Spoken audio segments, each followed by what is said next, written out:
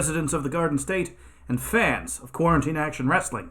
It's me, the Governor of New Jersey, and Acting Commissioner of QAW. Yes, indeed, Diamond David Thomas and Wellington Arms are still out in the world somewhere, and no, I do not have any updates as to where they are and what they're doing.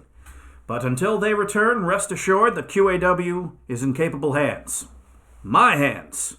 Here they are, open and extended to you. I do have many other updates, though, and all of them are incredibly important. First, the Intergalactic Essay Contest and Tournament ends tonight. Our opening match will be between Kung Fu Bruno and Don't Touch Our Nuts, with the winner joining the Fatal 4-Way match tonight that will be our main event. 3 of the competitors in that Fatal 4-Way match are already set. The Governor of New Jersey, that's me, Monster Darcy, and Mr. Neptune. All 3 of those competitors had impressive showings earlier in the tournament, and now they are waiting to see who will join them. Kung Fu Bruno or Don't Touch Our Nuts.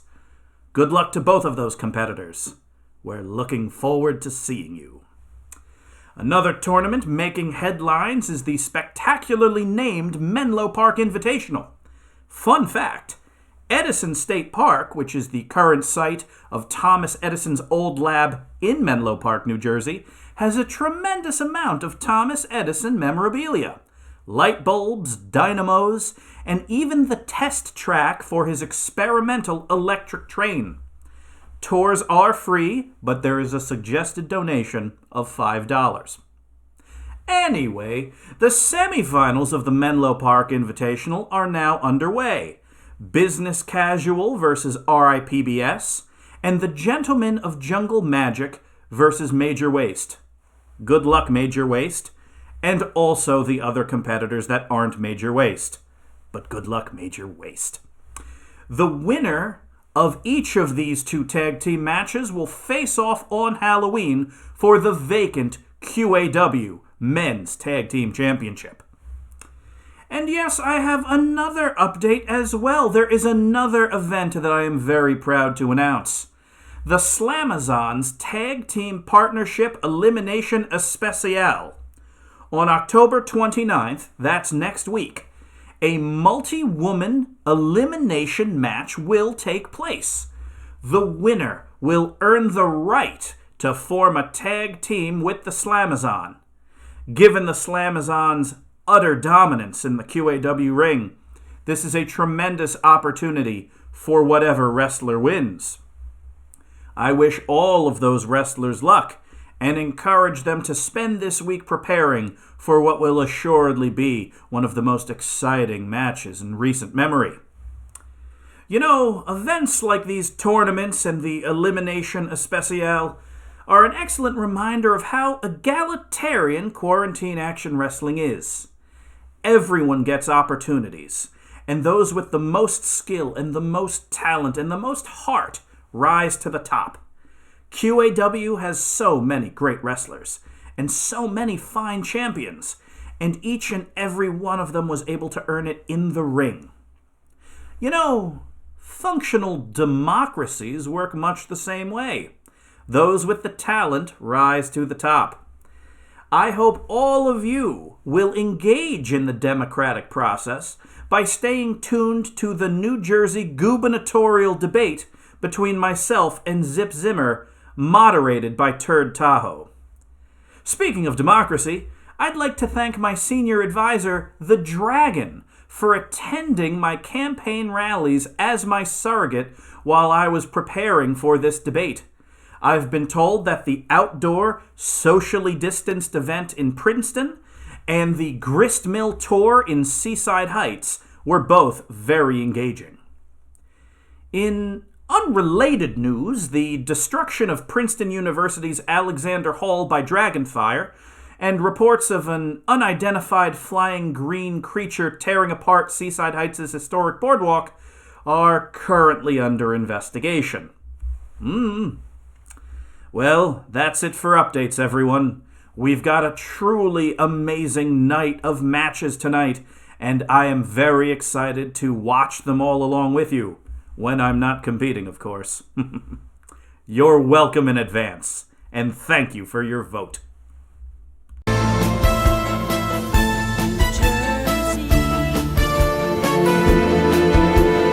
Fields of green, crystal streams, the gleaming Jersey shore, snowy glides and mountains. Good evening and welcome to another rousing episode of Quarantine Action Wrestling. I am 2MB Studios executive, Mr. Fear. We here at 2MB Studios are thrilled to have all of the amazingly talented wrestlers and managers of QAW as legally bound members of the 2MB family. QAW has come a long way over the last 6 months. They have gone from being a quaint, independently operated comedy wrestling show to the media spectacular that you are currently witnessing. QAW has truly become the feather in the cap of 2MB Studios' Thursday night, 8 p.m. to 10 p.m. programming slot. Now, I would like to take a moment to assure the fans of QAW that we here at 2MB Studios are doing everything in our power to track down Diamond David Thomas and Wellington Arms to bring them home safely. In the meantime, we have all the faith in the world that the governor of New Jersey will continue to bring the quality and the dragons that you, the loyal followers of 2MB Studios and QAW, have come to expect. So sit back, relax, and enjoy the show.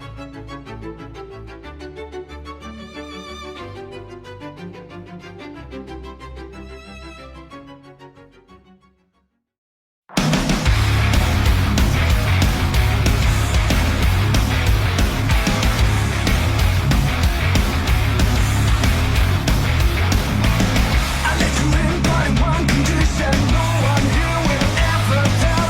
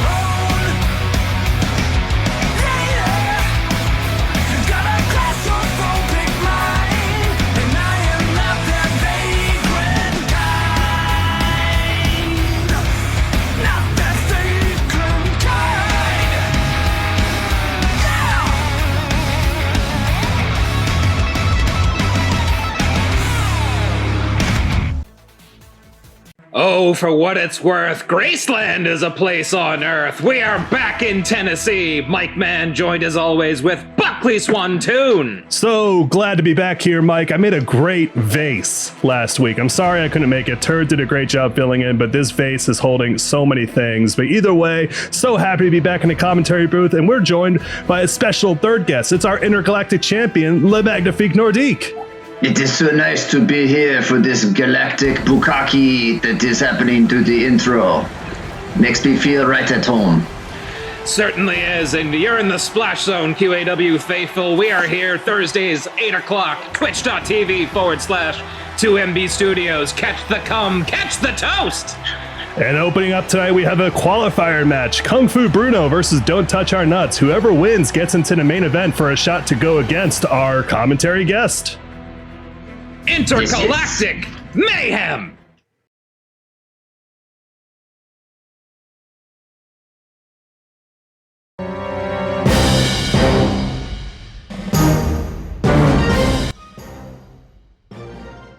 It's an intriguing offer. The problem is, well, it's not very gentlemanly.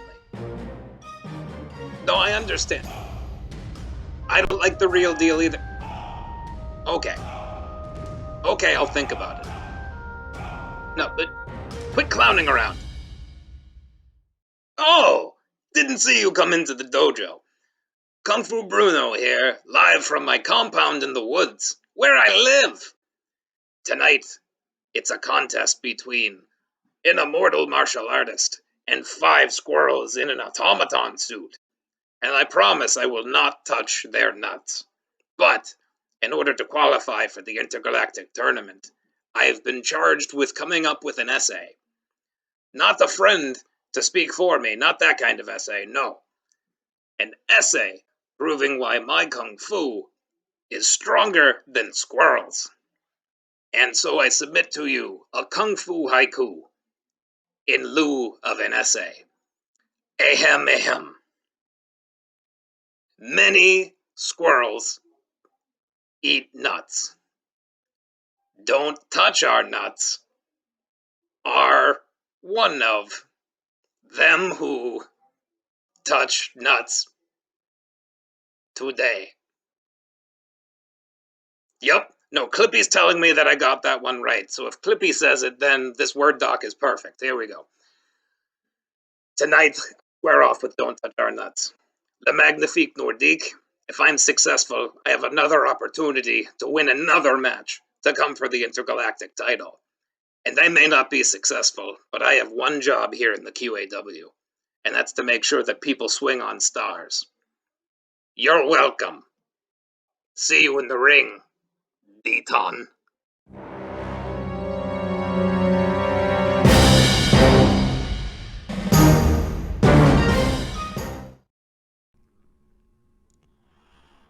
They say fear is a powerful motivator, and they say you're only as strong as your weakest link, and they say nuts take on the smell of whatever's around them, so don't stick an onion by your nuts. Don't stink up our nuts. So let's say you have a squirrel who stinks, and you're worried their squirrel stink will rub off on the rest of the squirrels until every squirrel stinks like the stinkiest squirrel stinks. Turtle stinks? Not turtle stinks, Steve. Squirrel stinks. Just let me read my essay. But which squirrel stinks? Is it Carmen? It's Carmen, right? It's you, Steve. You're the stinking onion mucking up our nuts. Don't touch our nuts. That's hearsay, my dude. No, it isn't. You put the off switch directly on our mech suit's face. Your jank programming attack juice box. Haunted by that for totes ever, yes. You put the off switch on our butt. That was the next event. You told everyone about the off switch on our butt. Okay, yes. And you changed our moveset to some weak-ass sauce, cause you have goo-goo eyes for El Mayor Luchador and didn't want us to hurt him. Worst part is he won't even return my calls. I'm sorry you've been ghosted, bro, but you left us with no choice. So in conclusion to the essay you've interrupted, Steve will fix the mech suit and we will win the intergalactic title, or in accordance with Mass General Squirrel Law, we will strap Steve to a rocket and send him to the moon. Which moon? The moon. Oh, in reference to MGSL Chapter 17, Subsection 3, tight. Can you believe this fucker passed the bar? They call me Esquire Steve Esquire. No one calls him that. One thing I don't get is, do I have to use the turtle sink to wash turtles, or can I use it to wash other types of stone puppies? God damn it, Steve. Don't touch our nuts. Our opening contest tonight, the bodyguard of Mr. Neptune, Kung Fu Bruno, takes on Deton. Don't touch our nuts. And again, whoever wins here, they are going to advance in a main event tonight in a fatal four-way, and which is the finals actually of the Magnifique Nordique's essay contest and tournament. So you're looking at a potential contender here, Nordique. Yes, and I wish that this would be a semi-formal where they all dress nice after they read the well-written essays, but not everyone is perfect. Nobody has the wardrobe that I have, so as a champion I can afford these things. Are you planning to, are we going to see you dress up on Halloween? Well, it is possible. I will go maybe with a surprise, maybe business casual, but I've had plenty of time in this off month to iron my outfits and get ready to defend my newly dry cleaned belt as champion. Well, you heard it here, folks. We might see a dapper Nordique. I wonder what the dapper headclapper has to say about that. Who we will see in action later tonight. And as we saw from that opening address by the governor, the Menlo Park Invitational continues on tonight with RIPBS taking on Business Casual and the Gentlemen of Jungle Magic taking on Major Waste. And here he is, folks, the winner of the Fauci Surprise briefcase, who sold the contract itself to Juicebox. You really can't gauge the intent behind Don't Touch Our Nuts. It's however many different squirrels inside the same robot suit, and also Steve is that wild card, but it certainly seems like Don't Touch Our Nuts is trying to focus up, and they're coming for your title, Nordique.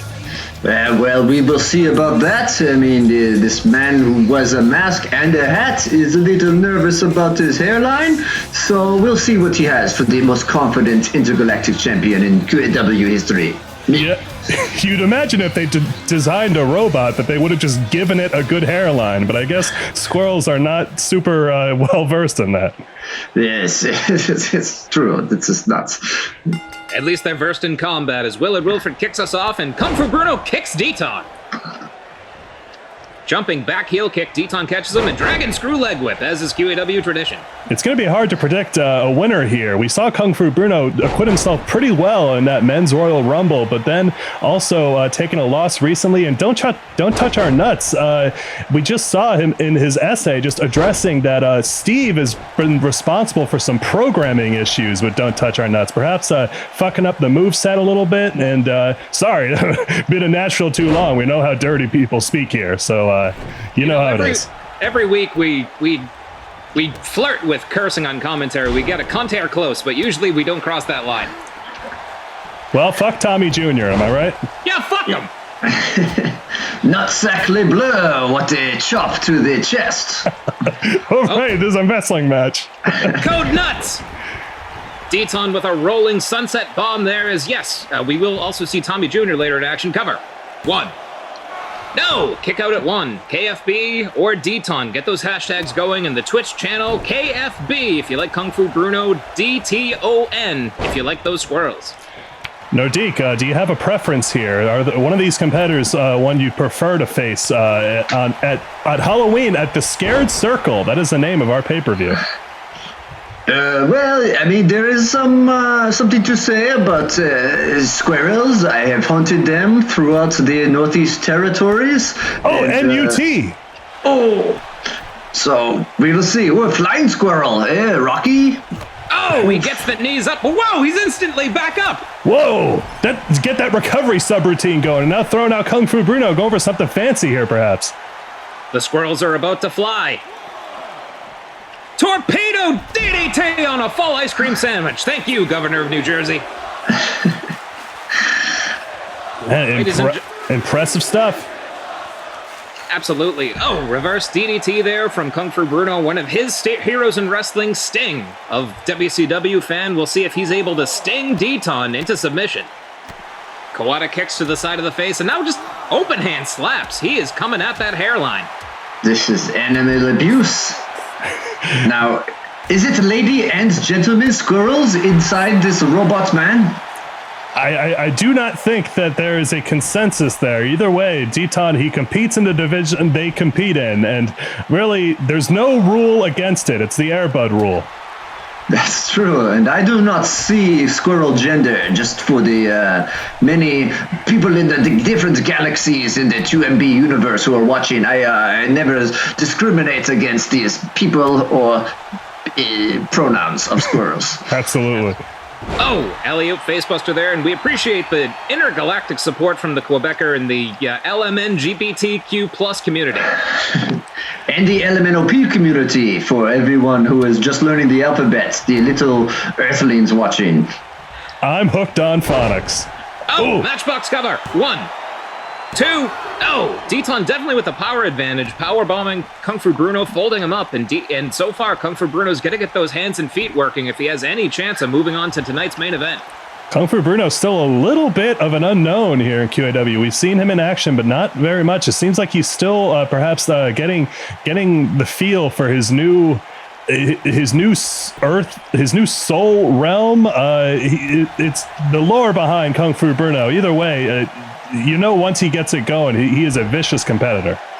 Certainly is. Locked a headlock in there, and eagle-eyed viewers of QAW and those with elephant-like memories will remember this Jungle Magic graduate. Oh, as Deton gets out, his soul was trapped inside the Falcon and released by the spellbook of Maxilon, so he's still getting used to a corporeal body again. And again, speaking of Maxilon, if you ever find yourself in South Pasadena, California, make sure to stop by Maxilon's roast beef stand. It tastes magical. QAWmerch.com/roast beef. 1, 2. Oh, almost a 2 there. Kung Fu Bruno not kept down so easy. And he is the bodyguard of Mr. Neptune, but standing Meteora. Mr. Neptune in the main event tonight. Kung Fu Bruno and Neptune may have to face off. Mr. Neptune, he thinks he's so intergalactic. We shall see. We shall see if he is welcome in my neighborhood. Have you ever, wait, look at this. Deton again setting up, throwing him across the ring, hitting him with that NUT. NUT right to the dome. He's going to go for a cover. 1, 2.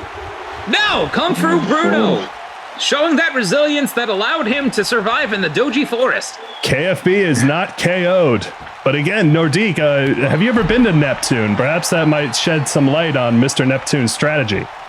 I've been to South Neptune, which is where all the elderly Neptunians live, and I went at 6 p.m.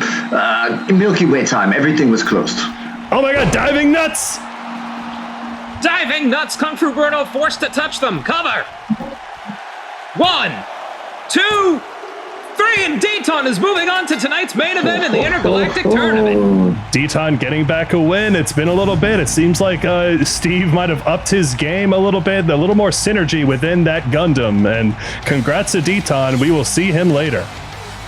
Okay, make him write another essay. See if he is truly worthy. He has about 2 hours to write another essay. We'll see if they're able to pull that off. But Okay. Either way, we have a full night of action, folks. And again, we are here on 2MB Studios every single Thursday night at 8 p.m. If you have not followed, subscribe to the channel on Twitch, please do so. And if you have Amazon Prime, you can subscribe and support all the artists on this channel at no additional cost to you. If you have Amazon Prime, we don't judge. Use it for a good cause. Absolutely. Jeff Bezos is doing well, just like Deton is doing well, and he's looking to cash in the opportunities he keeps earning and winning here in QAW. But another man looking to notch a notch in the win column is Nathan Burke. Looking to notch some notches here in QAW. What is a notch if you don't notch it first? Don't touch our notches!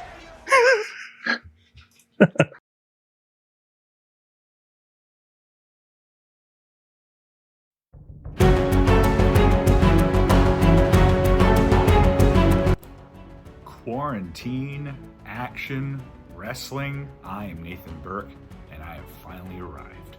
Now, I've watched a lot of the show, alright? I'm very impressed with everybody, and it's unfortunate that now I'm here because I'm basically just going to blow through all the competition, and it's not going to be fair. So I'm going to give you some tips and tricks to level the playing field. So here's tip number 1. Before the match, I want you to envision yourself winning the match. Get into the right mindset of victory, all right? And once you do that, get into the mindset again of losing the match. Because that'll make you know what not to think and how get out of the mindset of losing and then try winning. To be a perfect wrestler, all right? Perfect wrestling, 30% conditioning, 30% technique, 30% confidence, right?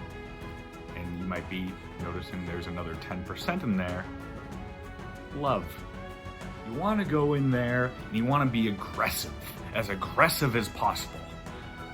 But also, you don't want to not have a clear head. You know, you want to go in there and kind of be able to think. Don't be so aggressive that you're not even, thinking about your next move. You got to be calm. You got to be stoic, serene.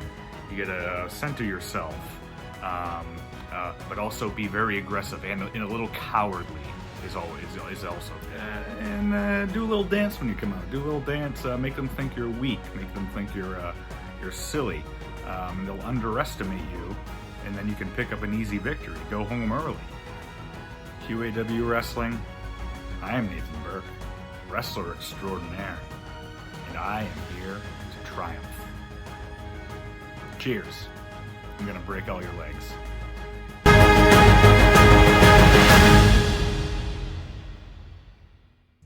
And now the debuting Nathan Burke with a tall order literally in front of him as Pick-A-Side Stupid's own Sean Carter stands in his way.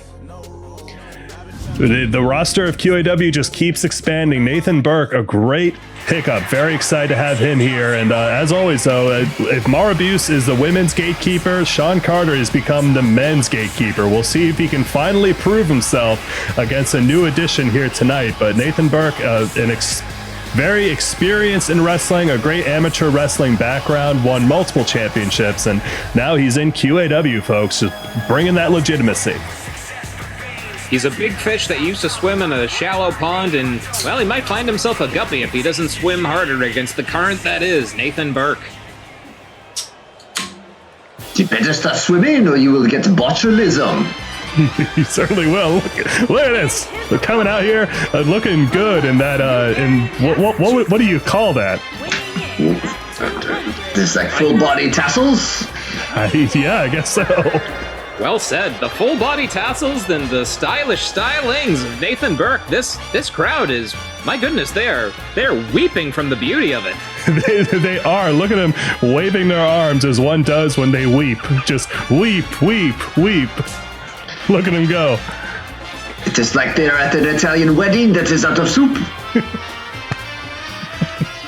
Oh my goodness. Nathan Burke, not since the Gerbler have I seen folks this tantalized by a competitor before they even start wrestling. I mean, look at him. Look at that poise. I mean, he carries himself like a ballroom dancer almost. It seems like he might be bringing not only wrestling knowledge, but also just general class to QAW, which we are in desperate need of.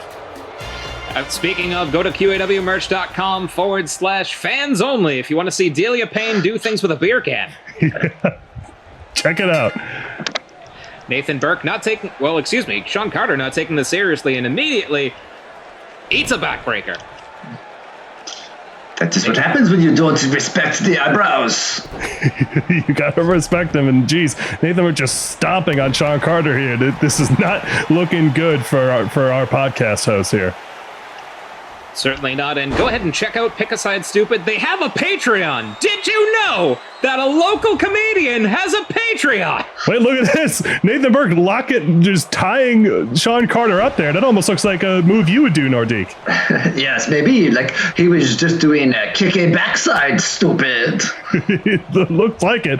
And now, setting up Sean Carter for something here, putting him against the ropes, and, oh, yep, we've heard about this. Hitting Sean Carter with Stratus Faction. That was out of this world, almost cresting the stratosphere. 1, 2, 3, and that is it. Nathan Burke making short work of Sean Carter. He fears the stratosphere. That was why he did not write the intergalactic essay contest. Haha. Well, he certainly made a strong statement coming in here. Again, Sean Carter yet to chalk up a win here, but Nathan Burke chalking up a win in his debut, and we'll be excited to see what he does next here in QAW. Able to fold up a thick boy competitor, the thick boys you like so much there, Buckley in the Paradise Lock, and making short work of Mr. Surrounded by Trash the last time we saw him himself.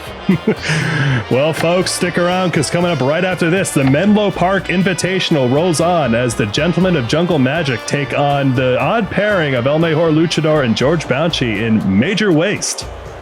Don't go anywhere, folks. Action abounds. The Menlo Park Invitational will crown, eventually, the new QAW Men's Tag Team Champions, and who knows, maybe Nathan Burke will find the yin to his yang here in QAW and be a tag team competitor someday. Whoever he makes cry the most will eventually tag up with him, perhaps. And look at this crowd, the tears, they're causing waves.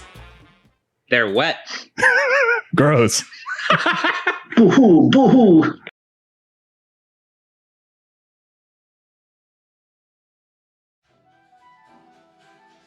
Hey, barkeep. Couple more Sprites for me and my friend here. You don't have to go home yet, come on. I'm trying to be cool, okay? You know, not all of us can be as cool as you. I got my tag team tournament match today. My head's just not in the game. I can't believe Trash Wife's been two-timing me this whole time. Yeah. The last good time we had was when we went to that ranch. Why do you have to bring up that ranch all the time? Right under my nose, my own girl's been banging someone else's trash can. Why do you always want to party all the time? It's not always time to party, Dorito. Sometimes I don't know what to do. Sometimes I get so brokenhearted. I mean, the only thing you can do is walk down a dark street at night, think, and sing about your problem. Sometimes an angel flies into your life.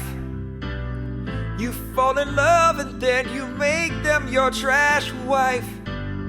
But even angels have the secrets to hide. Oh, I was riding high on top of your wave, in the endless ocean of the love we made.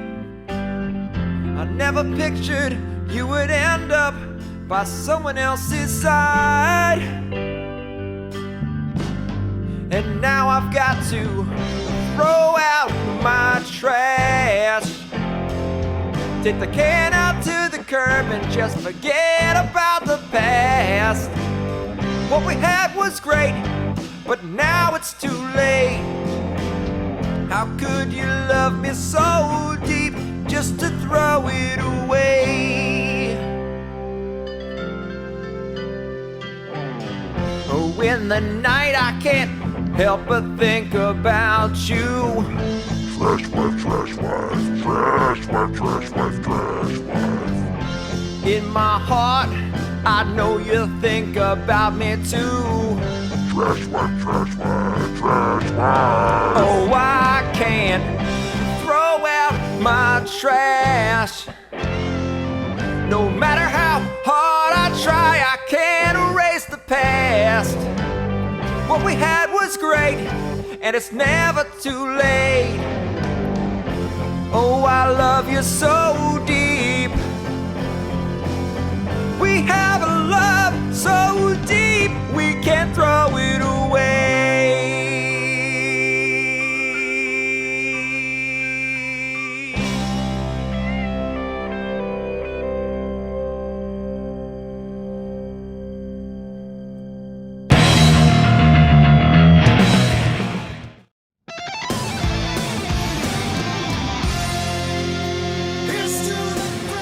Hey, George, look, I'm not gonna lie. I overheard your song.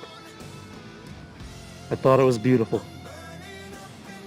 I'm really impressed that you're standing by Trash Wife after all this. There are some who would say that if you really loved her, you would let her go. But not you. You're tenacious, and I need you to focus that tenacity because I have figured some things out, George. I don't think it's a coincidence that Trash Wife starts stepping out on you the instant that the beautiful dude shows up. Trash Wife starts getting love letters. Trash Wife shows up pregnant. He is a very beautiful dude. It's probably not even Trash Wife's fault. Who could resist a beautiful dude? But George, we've got an opportunity for you to make this right in the way that professional wrestlers make things right. We've got a Menlo Park Invitational match, and the beautiful dude just happens to be on the other side. You focus that energy. You take him out. You do it for Trash Wife. I'll handle Not Willie Nelson.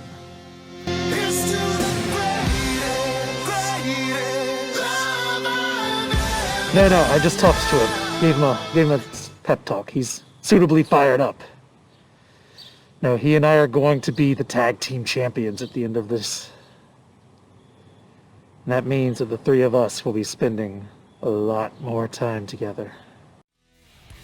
The Menlo Park Invitational Tournament rages on with the cabinet member George Bounchy and El Mejor Luchador Major Waste taking on the Gentlemen of Jungle Magic. Yeah, George Bounchy, the director of waste management for New Jersey. And George, I mean, speaking of, we have to address, I believe he fought Eddie Cation a few weeks ago. His amazing stretchiness and high-flying ability on full display there with that amazing move he pulled off. It seems like George Bounchy is, as much as he's dealing with in his personal life, has not let it affect his in-ring performance at all. Certainly not, and for new viewers to QAW, thank you again for joining us every Thursday at 8 o'clock here on 2MB Studios. George Bounchy is from the trash island, the plastic waste that is floating around the planet, and he has found his way into the good graces of the governor of New Jersey. Well, I mean, it is what it is. He lost his memory, and he still doesn't really know who he is, but he certainly made a life for himself on that trash island. And again, it's our job here in commentary to be somewhat neutral, even though we can all agree that Tommy Jr. can fuck himself. But it certainly seems exactly. Nordique agrees, but either way, again, George Bounchy, we wish him the best. Yes, we will see if he is. Sorry. I'm new to this. Interrupting. No, go that's on. Perfectly fine. Let me speak. Reiterate. Okay. You go. Thank you. Now go. Fuck Tommy Jr. Yeah. El Numero Uno, El Mejor Luchador, who looks, well, he reminds me of someone, but I can't quite place my finger on it, and he was actually nursing Steve back to health last week. Yeah, I mean, El Mejor Luchador, the greatest luchador, and him and George Bounchy, again, an odd pairing, but Major Waste they've done pretty well in QAW so far, even though they did, the last time we saw them, they squared off against RIPBS, and El Mejor seemed to try and just summon some kind of a ritual or something to defeat those otherworldly PBS hosts, but came up short in that match, but hoping to redeem themselves against the gentleman here. We've seen it time and time again in the QAW ring. People who take shortcuts, supernatural or otherwise, it never works out for them. But here's two men that are no strangers to things working out for them. It is the beautiful dude flanked by Mr. Neptune and Not Willie Nelson. Oh, Mr. Neptune, he is being distracted from the main event. He should get his mind in the game if he thinks he is worthy of the fighting for my intergalactic championship, don't you think? I'd certainly agree. Mr. Neptune may be spreading himself a bit thin. You wonder if he'll be a bit worn out for that fatal four-way main event tonight, the finals of the Intergalactic SA Tournament competition. Yes, we'll see. I think he is probably too tired from his Congo dancing rehearsals before the match. Reminder, folks, that is not Willie Nelson. And I have to say, the beautiful dude, I guess we've seen him in his beast form ever since QAW started, but now he's reverted back to his beautiful human self, and he's still looking great, I gotta say. He enjoys a fine beverage, and thanks again to Maxilon's exploding spell book. The Falcon, his soul was ripped from him and became Kung Fu Bruno, and honestly, there's something up with the Falcon. And the Falcon, we've heard his whispers. He almost seems possessed in a way, but either way, we'll have to check in on him. But the action kicks off right now. Literally, with a drop kick right to the face of not Willie Nelson, George Bounchy fighting for the love of Trash Wife. Now, as a man who loves his country, Nordique, I imagine you can appreciate George Bounchy's love of his home Trash Island. Yes, there are many trashy parts of Quebec, Montreal, so I understand his love for that. But we will see if he was if Bounchy is the quicker picker-upper of wins today. We certainly will. And it's tossing not Willie Nelson out to the outside. Like a littering him. Litter. Oh my God, it's like he threw Sean Carter's living room over the top rope. We did see from his Royal Rumble promo, we're not really sure if Sean Carter's living situation. I hope he's getting paid for all the bumps he's taken. But either way, congrats again to Nathan Burke on his debut. Absolutely, Nathan Burke dominant, and you wonder if, just by squatters' rights, Sean Carter has moved on to the Trash Island. He might have. Maybe him and George are roommates. Could be. And unfortunately, we're seeing that there's trouble in paradise with George and Trash Wife. You don't think Sean Carter is... You wouldn't think. He's got those sexy thighs, I gotta say. It's one of those thick boys you love so much, Buckley. You've had sex. I certainly have, and I'll never forget that amazing night in Hawaii in which I lost my virginity to my love, my perfect human, but she's not here tonight. But perhaps you'll meet her one day, Mike, and perhaps you too, Nordique. I hope so. I did not know you were married. Well, you know what? I'm thinking about popping the question. I'm not sure if I'm just waiting for the right moment. And whenever I do, Nordique, I hope you officiate the ceremony. Well, we will see. I don't know if I can officiate a ceremony for fornicator. Well, either way, I hope that you reconsider, and I hope to be worthy of your administration. Okay, we talk business later. Focus on the match. Okay. Speaking of administration, the waste management counselor, George Bounchy, got worked over by the gentleman, but he's fighting his way from underneath like a rat in a trash barrel. For someone covered in trash, he is actually the only outfit that matches so far today. What is this? I mean, he must have gotten lucky. Perhaps that unitard washed up on his island. Perhaps indeed. And honestly, I would argue that El Mejor Luchador is very stylish. His mask does seem a bit off, though. Yes, it is. The yellow does not go with the black and blue. Maybe his face is all beat up. That's why he has the mask, because he is black and blue. I don't know. So we'll see. I mean, perhaps he got a Mr. Spock treatment, and that's why he wears the mask. But either way, yeah. Big face. Yeah, your old foes there, and Jake Sully and Mr. Spock taken out pretty early in the Intergalactic Tournament. Were you surprised by that? I was not surprised by that. Mr. Spock, there's no logical way to put words together for the essay. I thought it was strange to be him accepted, but I would like to see his face beat more, so I accepted him in the contest. Oh my God, was that move again from George Bounchy flying across the ring? Unfurling like a tarp and landing on the beautiful dude. But he gets sent over the top rope right in front of Neptune's watchful eye, and oh my goodness, beautiful dude has him. Sunset bomb! Ooh. Very impressive stuff. Not Willie Nelson, beautiful dude, George Bounchy, all high flyers, and contrasting with the technical style of El Mejor Luchador. This has been a great match so far. Yeah, the Luchador has technically not been in the match, so what is that technical style?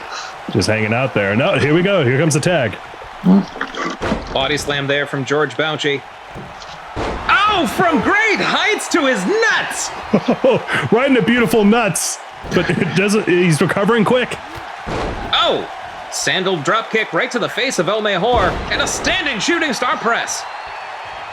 Beautiful dude, unaffected by his nuts getting a headbutt. maybe it's a delayed pain. Maybe it's going to come back here in a minute. could be. What's the best way to block out pain, Magnifique, when you're... Oh! Big gorilla spear. The best way to block out pain is to put a little frozen poutine meal on it and let it sit for a while. Maybe put a little Canadian bacon on there to heal with the meat juices. There are many ways. Well, folks, head over to QAWmerch.com/meat juices if you'd like to hear more about Magnifique Nordique's home remedies. Also, speaking of, that's one of our sponsors for tonight, folks. Heavenly Ham. If you're in the South and you need some ham, check out Heavenly Ham. Cover! 1, 2, oh! Kick out at 1. If you like ham, head to the South. If you like good fried chicken, Bojangles can't be beat. I feel like we are stuck in the South where it is QAW in Nashville so much. Ugh. I mean, the governor taking over day-to-day operations with the disappearance of Diamond David and Wellington Arms. I guess perhaps something about the hot chicken here. The governor's just taken to it. And who could blame him, frankly? It's delicious. That it is. Yeah, I feel like the word hot chicken, it is kind of lending itself to southern bestiality, no? Very well could be. Oh, some hot chicken there for El Mejors. It looked like they were playing pool chicken and a senton lands not Willie Nelson right in his abdomen. I mean, geez, like, beautiful dude, even though he's lost his beastly form, still is just as solid and dense as he was. Oh, almost blocking that springboard attempt from Not Willie Nelson. Either way, beautiful dude seems to be the best of both worlds. Not Willie Nelson with a beautiful shoulder throw there. He might have been taking some cues there from Kung Fu Bruno. Oh, but flies too often and eats a turnbuckle to the chest. Whoa! Whoa! El Mejor just took that kick like a champ. He slapped it away. I've never seen anybody do that. Wow. He is the Mejor luchador. It does not seem that Mr. Neptune is giving many good managerial advice outside. He's just making hand gestures. What is this? El Mejor, look. El Mejor with a Lope Suicida. Impressive stuff from Mejor. Flying like a Spanish tornado. Oh. Now, not El Nino? Yes. He is El Nino. All tropical storms bow. Oh, my goodness. He got kicked off the top rope early. Yeah, that seemed to propel him off there. Definitely threw off his timing. And now blocking Not Willie Nelson's single leg Boston Crab. The fundamentals of El Mejor, in addition to his high-flying stylings, it's almost as if he's this hybrid wrestler who's able to just keep his opponents off balance, and El Mejor is just, he is the Mejor luchador. Oof, the Tesla of wrestling. Absolutely. Big miss there. Yep. Sends him into the corner, running forearm. Not Willie Nelson is hyping up this crowd. Neptune watches pensively. And neither of these... Go ahead. You wonder if his mind is on the main event, as Magnifique advised earlier. You don't want to split focus when you're fighting for contention for a title. Absolutely. George Bouncy upset by this turn of events, but the gentleman of Jungle Magic. Drop kick. Splash.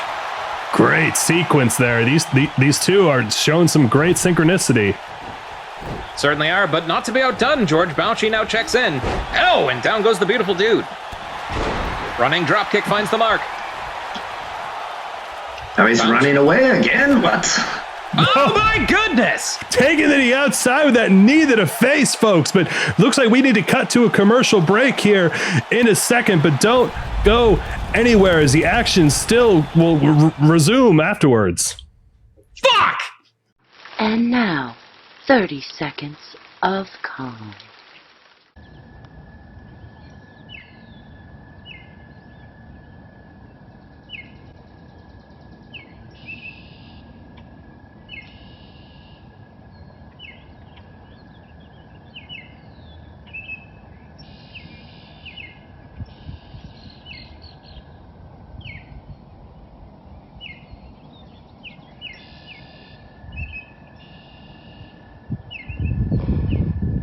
Penis. And that was 30 seconds of calm.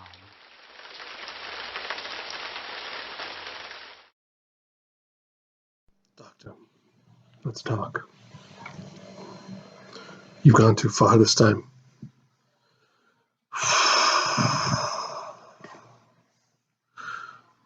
thought I had gotten rid of him. But it's obvious that he's still here. It's still here. Where did you find it?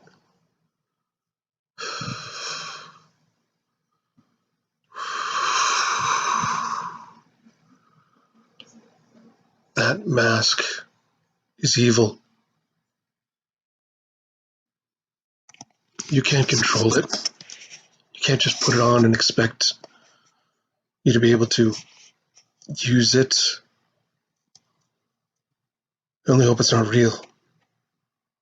Hope for your sake, for the sake of everybody in QAW, that it's not real.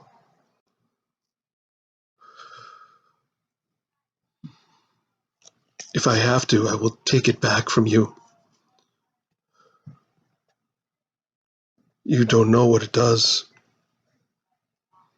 You can't even possibly fathom what it can do. Doctor, I'm begging you. Please, take it off. Take off the mask.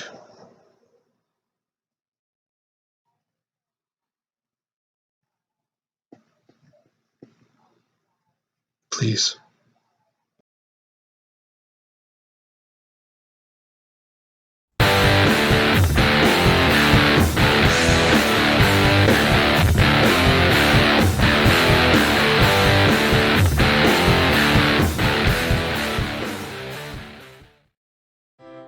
Okay, so on this projection, you can see our fiscal quarter. This shit almost over. I gotta go home and fuck. No, it'll take a while. Oh, fuck. Damn. Here at Wendy's, we understand that sometimes it's difficult to have sex after you have a burger. Hell yeah, thanks, dude. That's why with our new square burgers, and when you add in some bacon and put a bunch of shit all over it, best fuck of my life. I'm still a virgin. It'll give you some awesome erections. The bacon mushroom melt. And we are back. QAW action continues with the Gentlemen of Jungle Magic still contending with... Oh, Major Waste. Here we go. We are joined in action. We have come back into the ring after the beautiful dude. Oh, Floor's George Bouncy. They're going to play chicken again. He was able to bring both members of Major Waste back into the ring single-handedly. A beautiful dude, but on an absolute tear. And it looks like Nordique got a text. That is true. I got a text on my Nokia phone. It seems like I may have a new LinkedIn connection. I do not recognize this name, but we will see. Well, check out the Nordique on LinkedIn, and now check it out. Look at this, a move popularized by the generation. Looks like the Gentlemen of Jungle Magic are taking George Bouncy on a stampede. Certainly are. They are stomping mud holes there, walking it dry, and those beautiful shoes there from Not Willie are getting mussed up with all this garbage. Finishing off with a running dropkick. Not Willie getting funky. He's getting his steps in today. 1, 2, kick out at 2. George Bouncy, a modern day Mr. Fantastic. He is super durable, folks. He will not be beaten that easy. Beautiful dude having to go outside to compose himself. And folks, now's a great chance to mention 2MB's partnership with 3weeks.courses. It's an excellent platform in which you can sign up to take a class in 1,000 different things, and it take place once a week over 3 weeks. It's a great timeline to try and pick up a new skill, work on a new project without... Oh, look at that Rising Seas from George Bouncy. Is he going to go for the cover here? That landed flush cover. 1, 2. Oh, Not Willie. Almost able to break it up, but George Bouncy's feeling it, folks. Starting to break down here. But again, folks, if you want to check out 3weeks.courses, they are offering classes in everything from fitness to voice lessons to a big spear there to podcasting, role playing, any number of things. Check it out. 3weeks.courses. Mention that 2MB sent you, and it'll help out the channel. Absolutely. Sexy role-playing, only on 3courses.courses. Absolutely. Yes, and this modern day Mr. Fantastic is also because his women invisible. I mean, it certainly seems like Trash Wife has been invisible to George Bouncy to some degree, but again, we have to remain impartial here on commentary, even though Tommy Jr. can go fuck himself. Yes, and I do not have to be impartial, so I would still like to watch any trash woman make love. Well, you heard it, folks. Le Magnifique. Oh. We're not here to kick shame. We are here to call this Boston Crab, as Willard should be breaking this up. The beautiful dude's hands are in the rope.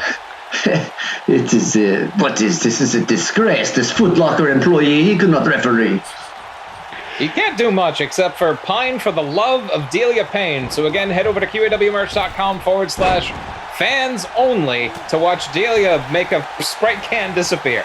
I mean, Willard is the only referee that said that he wouldn't unionize, so that's why he's so with us. Now look at this amazing jump from beautiful dude. Rolling, vaulting senton. The beautiful dude lands right in the center of the chest of George Bouchy. Oh my goodness. Luchador, he does nothing. Yeah, he's just watching. That's excellent observation. El Mejor is stunned into motionless. Oh my goodness, this is tag team wrestling, and El Mejor. Oh, good. Now he throws a hand out for a tag. El Mejor is asleep at the wheel. Oh, he's not even holding the little white rope. It should not be a legal tag unless he is holding the little white rope. You'd think El Mejor Luchador would know that, a wrestling veteran, but you know, a beautiful dude now throwing Bouchy into the corner and now trying to take him back to his own. Absolutely, and the Magnifique, that's part of what makes you the only undefeated champion here in QAW, your knowledge of the rules and how to make them work to your advantage. Exactamente, what this luchador would say. Oh! Another rolling chicken senton there. Is this enough? Nope, not really, not going for a cover. George Bouchy able to fight him off. God, we've seen a lot of great tag team cohesion there from the gentlemen, but George Bouchy has almost been fighting this match by himself. Him and Mejor need to get on the same page. Certainly do. Sends George Bouchy over the top. Not Willie. Oh, it's a counter right hand. Bouchy checks back in. Now looking to lift him up. Oh, now Willie escapes out the back. Neck breaker to the trash man. Classic counter there. There is a whole ring. Why not fight in that? You keep getting messed up in the ropes. These are amateurs. Yeah, the ropes are almost sticky. They have a tendency to get caught on our competitors pretty frequently. And look at that! Roaring elbow from Not Willie. 1, 2. Oh, but again, George Bouchy able to bounce back. And Mejor could not leave the ring fast enough. Something else seems to be on El Mejor's mind here. Oh! He was scared. Him. Beautiful dude. 1, 2. Oh my goodness, that was a beautiful lifted reverse DDT into a cover. George Bouchy is not anyone's fool. Absolutely not. Here comes the beautiful dude. Whoa! Who busts him open with his sandal? George Bouchy, though, fighting through that crimson mask. Oh, God. Gets sent over the top rope. Beautiful dude. Now, what does he have in store here? Mejor's doing nothing to prevent this. Is now George his head driven on that diamond encrusted apron. El Mejor cannot be bothered. What is going on with Major Waste? Mejor is letting this match slip through their fingers. And now, George Bouchy's being set up on the QAW corner and getting his head pounded in. Oh, look at all that gore. Megor. Now he's out there. He's standing. He's still doing nothing. He's back up on doing nothing again. This man is stupid. He stepped out as if he was going to do something to stop this beatdown. Look at George Bouchy. His blood all over the corner there, all over his unitard. And they're up to 7. This might be they're pushing 10 here. Oh, it better fucking not be a count out. Oh my God, Mike, sit down, Mike. No. Get back in the ring. What is this? In the ring, you assholes! They need to get back in there. No! It's a draw, folks. What does this mean for the Menlo Park Invitational? Bullshit! Fuck!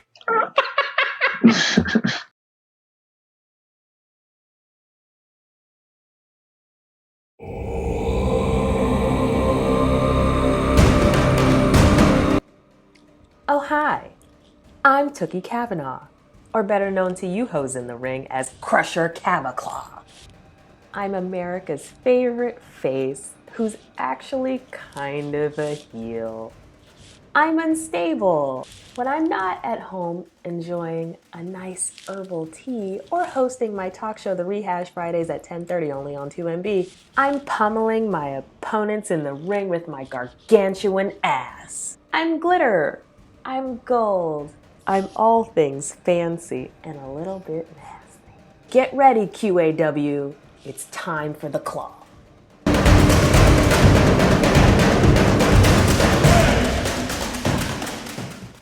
And Mr. Tryhard herself, Maura Boost, the gatekeeper of the QAW Women's Division, takes on the debuting Crusher Cavaclaw.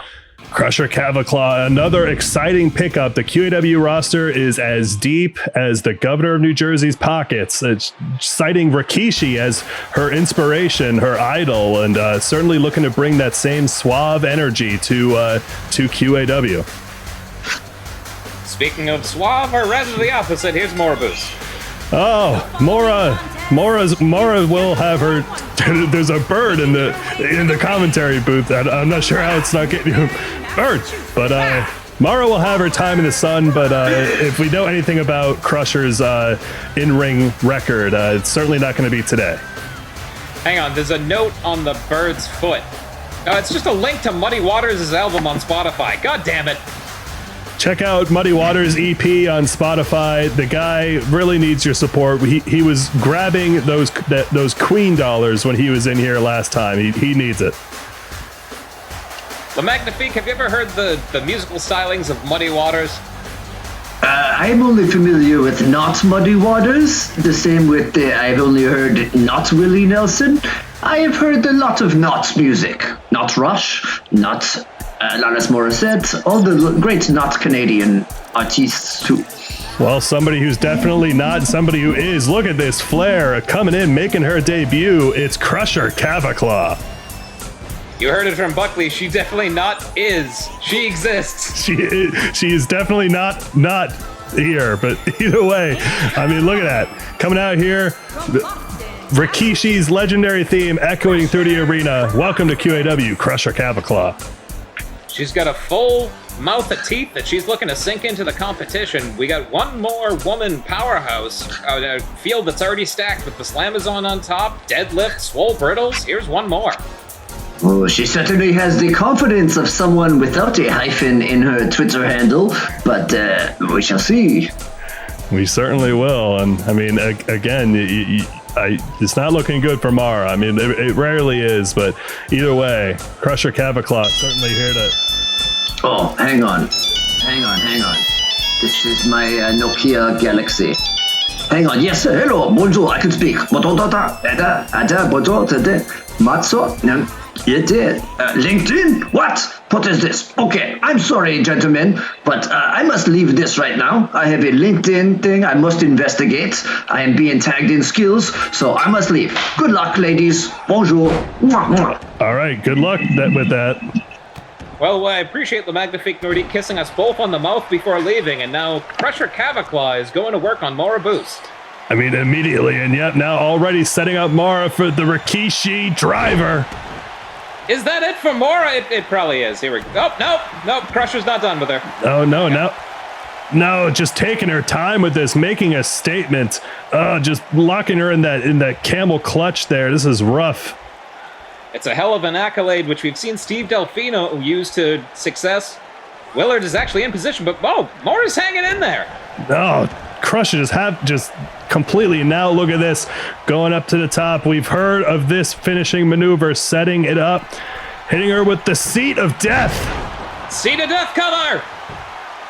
1, 2, forget about it. Maura Boost is yesterday's news. Crusher Cavaclaw is here. Crusher Cavaclaw is trending in QAW, folks, and now just again, like you said, the powerhouse ranks of the women's division only expands. Joining the ranks, I mean, who knows? The Slamazon's competition's looking just tougher and tougher every day, every week, and especially with next week's main event, the Slamazon's Tag Team Partnership Elimination Especial is closing out the night. Whoever wins that 8-woman elimination match will earn the right to be the Slamazon's tag team partner going forward. Absolutely. The competition only gets stiffer, like Proudon popping out. But here's a thing that's not stiff. It's Big Mama Don's taking on Iron Brew. Coming up next. Yeah!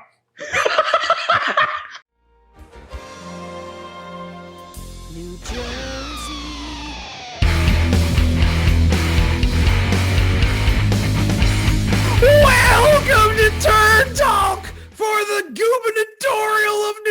Jersey debate. I'm your moderator, Turd Tahoe, and I am here with the governor of New Jersey and his challenger, Zip Zimmer. You have vowed vengeance against the Men's Warehouse for denying you your rightful inheritance, as well as their questionable business practices. The governor of New Jersey is a well-known Men's Warehouse patron, wearing suits from their Paramus location to events such as ribbon cuttings and hair versus hair matches. Is this just an elaborate plot to rob the Men's Warehouse of a valued customer? Well, thank you for your question, Turd. See, this is all long plot to get after the Men's Warehouse representatives. They took my inheritance from me, and those guys are funding the governor's campaign, along with Big Grist. This is why he has closed the Bumberland Strip Mall and other small businesses throughout the state. This man is corrupt, and the Men's Warehouse is funding the corruption. I do have to follow up on that. The governor of New Jersey, under your governorship, New Jersey's grist production has increased to an exponential rate. My question to you is, what is grist? Well, first off, Turd Tahoe, thank you again for moderating this debate, and thank you to my competitor, Zip Zimmer, for attending and being as well prepared as he is. Well, grist is a very interesting thing because it is both the future of New Jersey and also the distant past. You see, when you grind the grains of the field to separate the husks from the tender grist meat within, that is the process of grist milling. That is why I'm investing so heavily in grist, and that is why grist is so heavily invested in New Jersey. Now, the governor of New Jersey, is there a correlation and a relationship between the increased production of grist and the appearance of mythical beings such as centaurs, orcs, and moderate Republicans? Well, you know, Turd, my advisors have advised me not to go on the record and say that there's a correlation. But the truth is, yes, there is absolutely a correlation. I think when states shed the trappings of the modern world and go back to a simpler time, that simpler time tends to spring forth from the ground in the form of minotaurs and mighty beasts and terrifying sea creatures, and yes, even the occasional dragon. It's a reminder for people to put down their cell phones and stare up at the heavens, because there might be a dragon up there. Now, Zip Zimmer, you have come out as a strongly anti-dragon due to the raiding of pensions to feed the dragon and also the mass destruction and possible death. How do you feel about this grist relationship to the mythical beings? See, thank you for that question. That's a very important topic. The grist to mythical being correlation is very dangerous in the way that the governor has implemented it throughout New Jersey. Now, I am not anti-dragon. I'm not anti-goblin. I am not anti-wood nymph. But if you're going to put a dragon in the community, shouldn't the people be provided with swords to protect themselves? Now, the governor is on record of blocking the bill to provide swords and other protective items such as maybe magic staffs, little daggers that are jagged around the edges. Ooh, how about them orbs that shoot fireballs?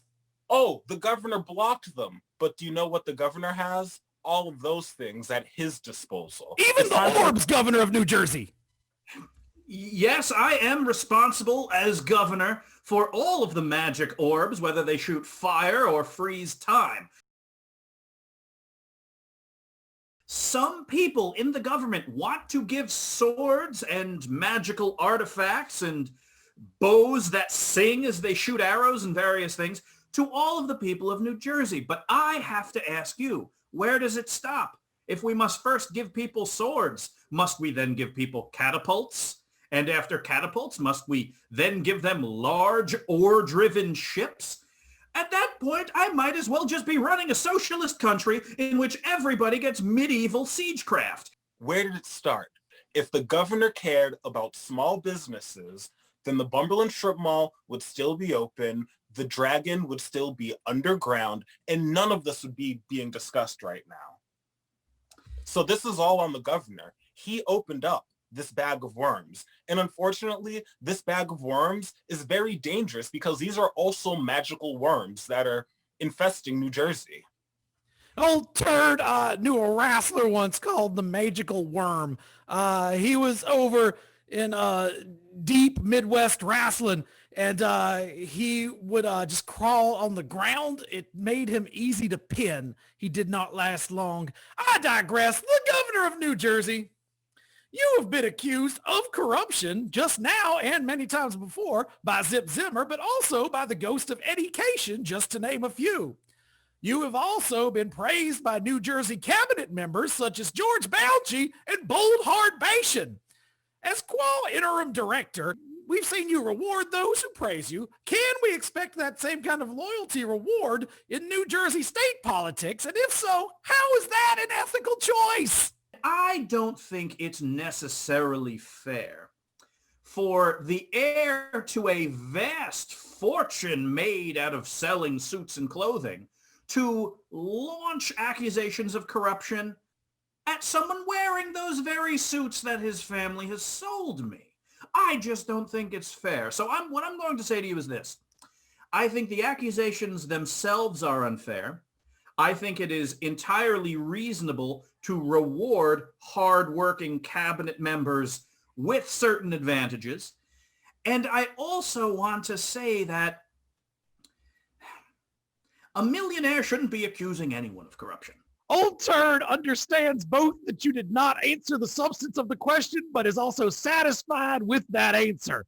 Zip Zimmer, your opponent, the governor of New Jersey, has built quite a cabinet of QAW superstars. Would you likewise staff your gubernatorial cabinet with the stars of QAW? And if not, why do you prefer qualified public servants to professional wrestlers?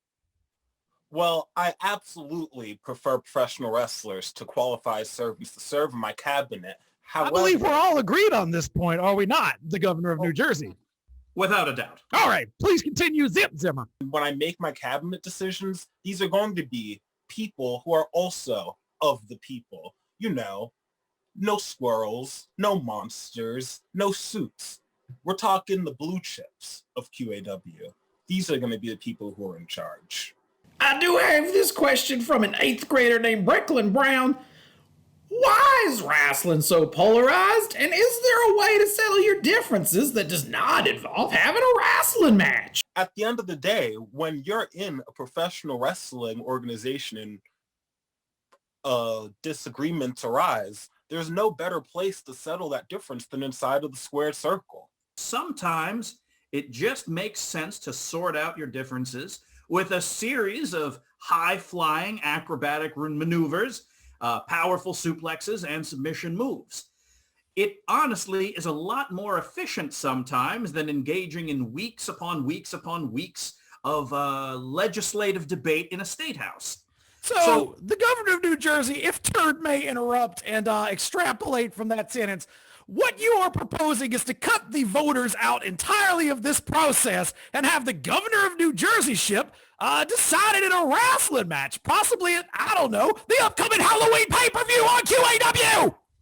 Well, Turd, I wouldn't have suggested that myself, but since you brought it up, I certainly think it would save the voters a lot of time. They won't have to wait in any lines. They won't have to fill out any forms. They could just be told how democracy worked out for them. So if Zip Zimmer agrees, sure. Let's settle this election in the ring. Zip Zimmer, let's make some news. Do you accept a match for the governorship of New Jersey?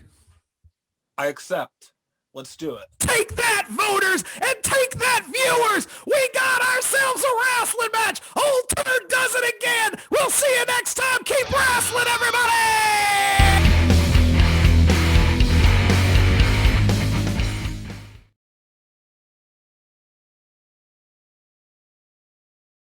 I'm the queen of the castle. Get down, you dirty rascal. Get down.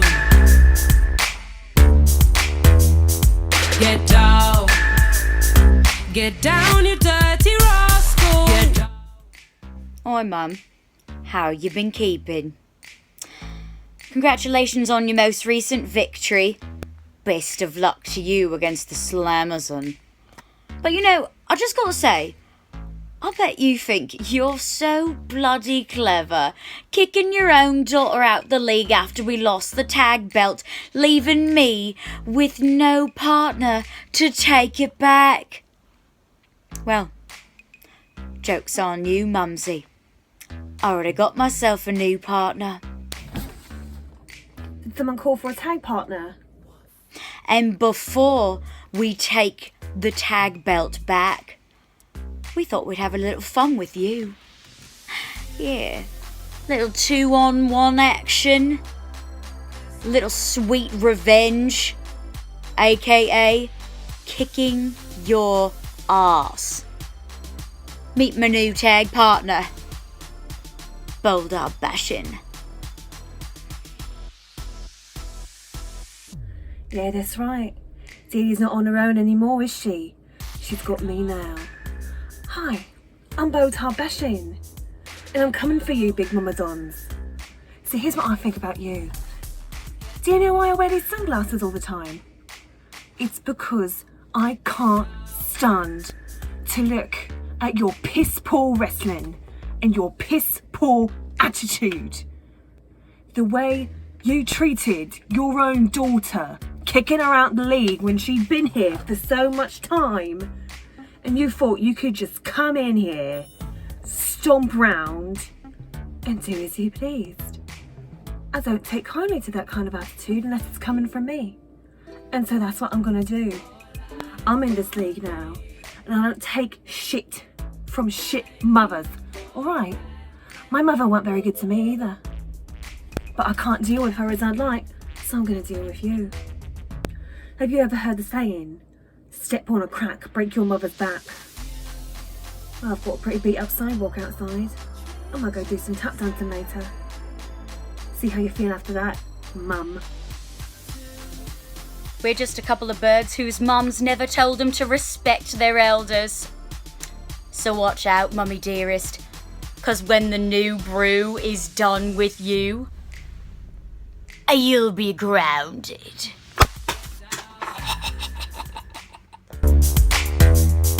Get down.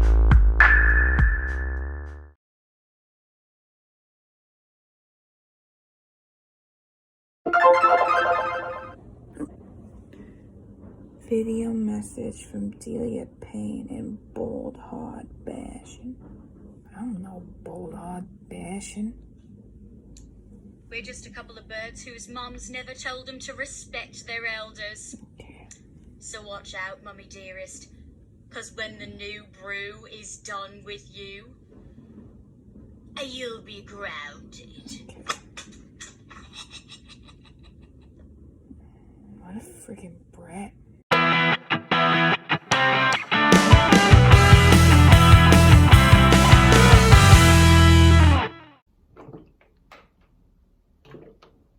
Who the heck is Bold Hard Bashing?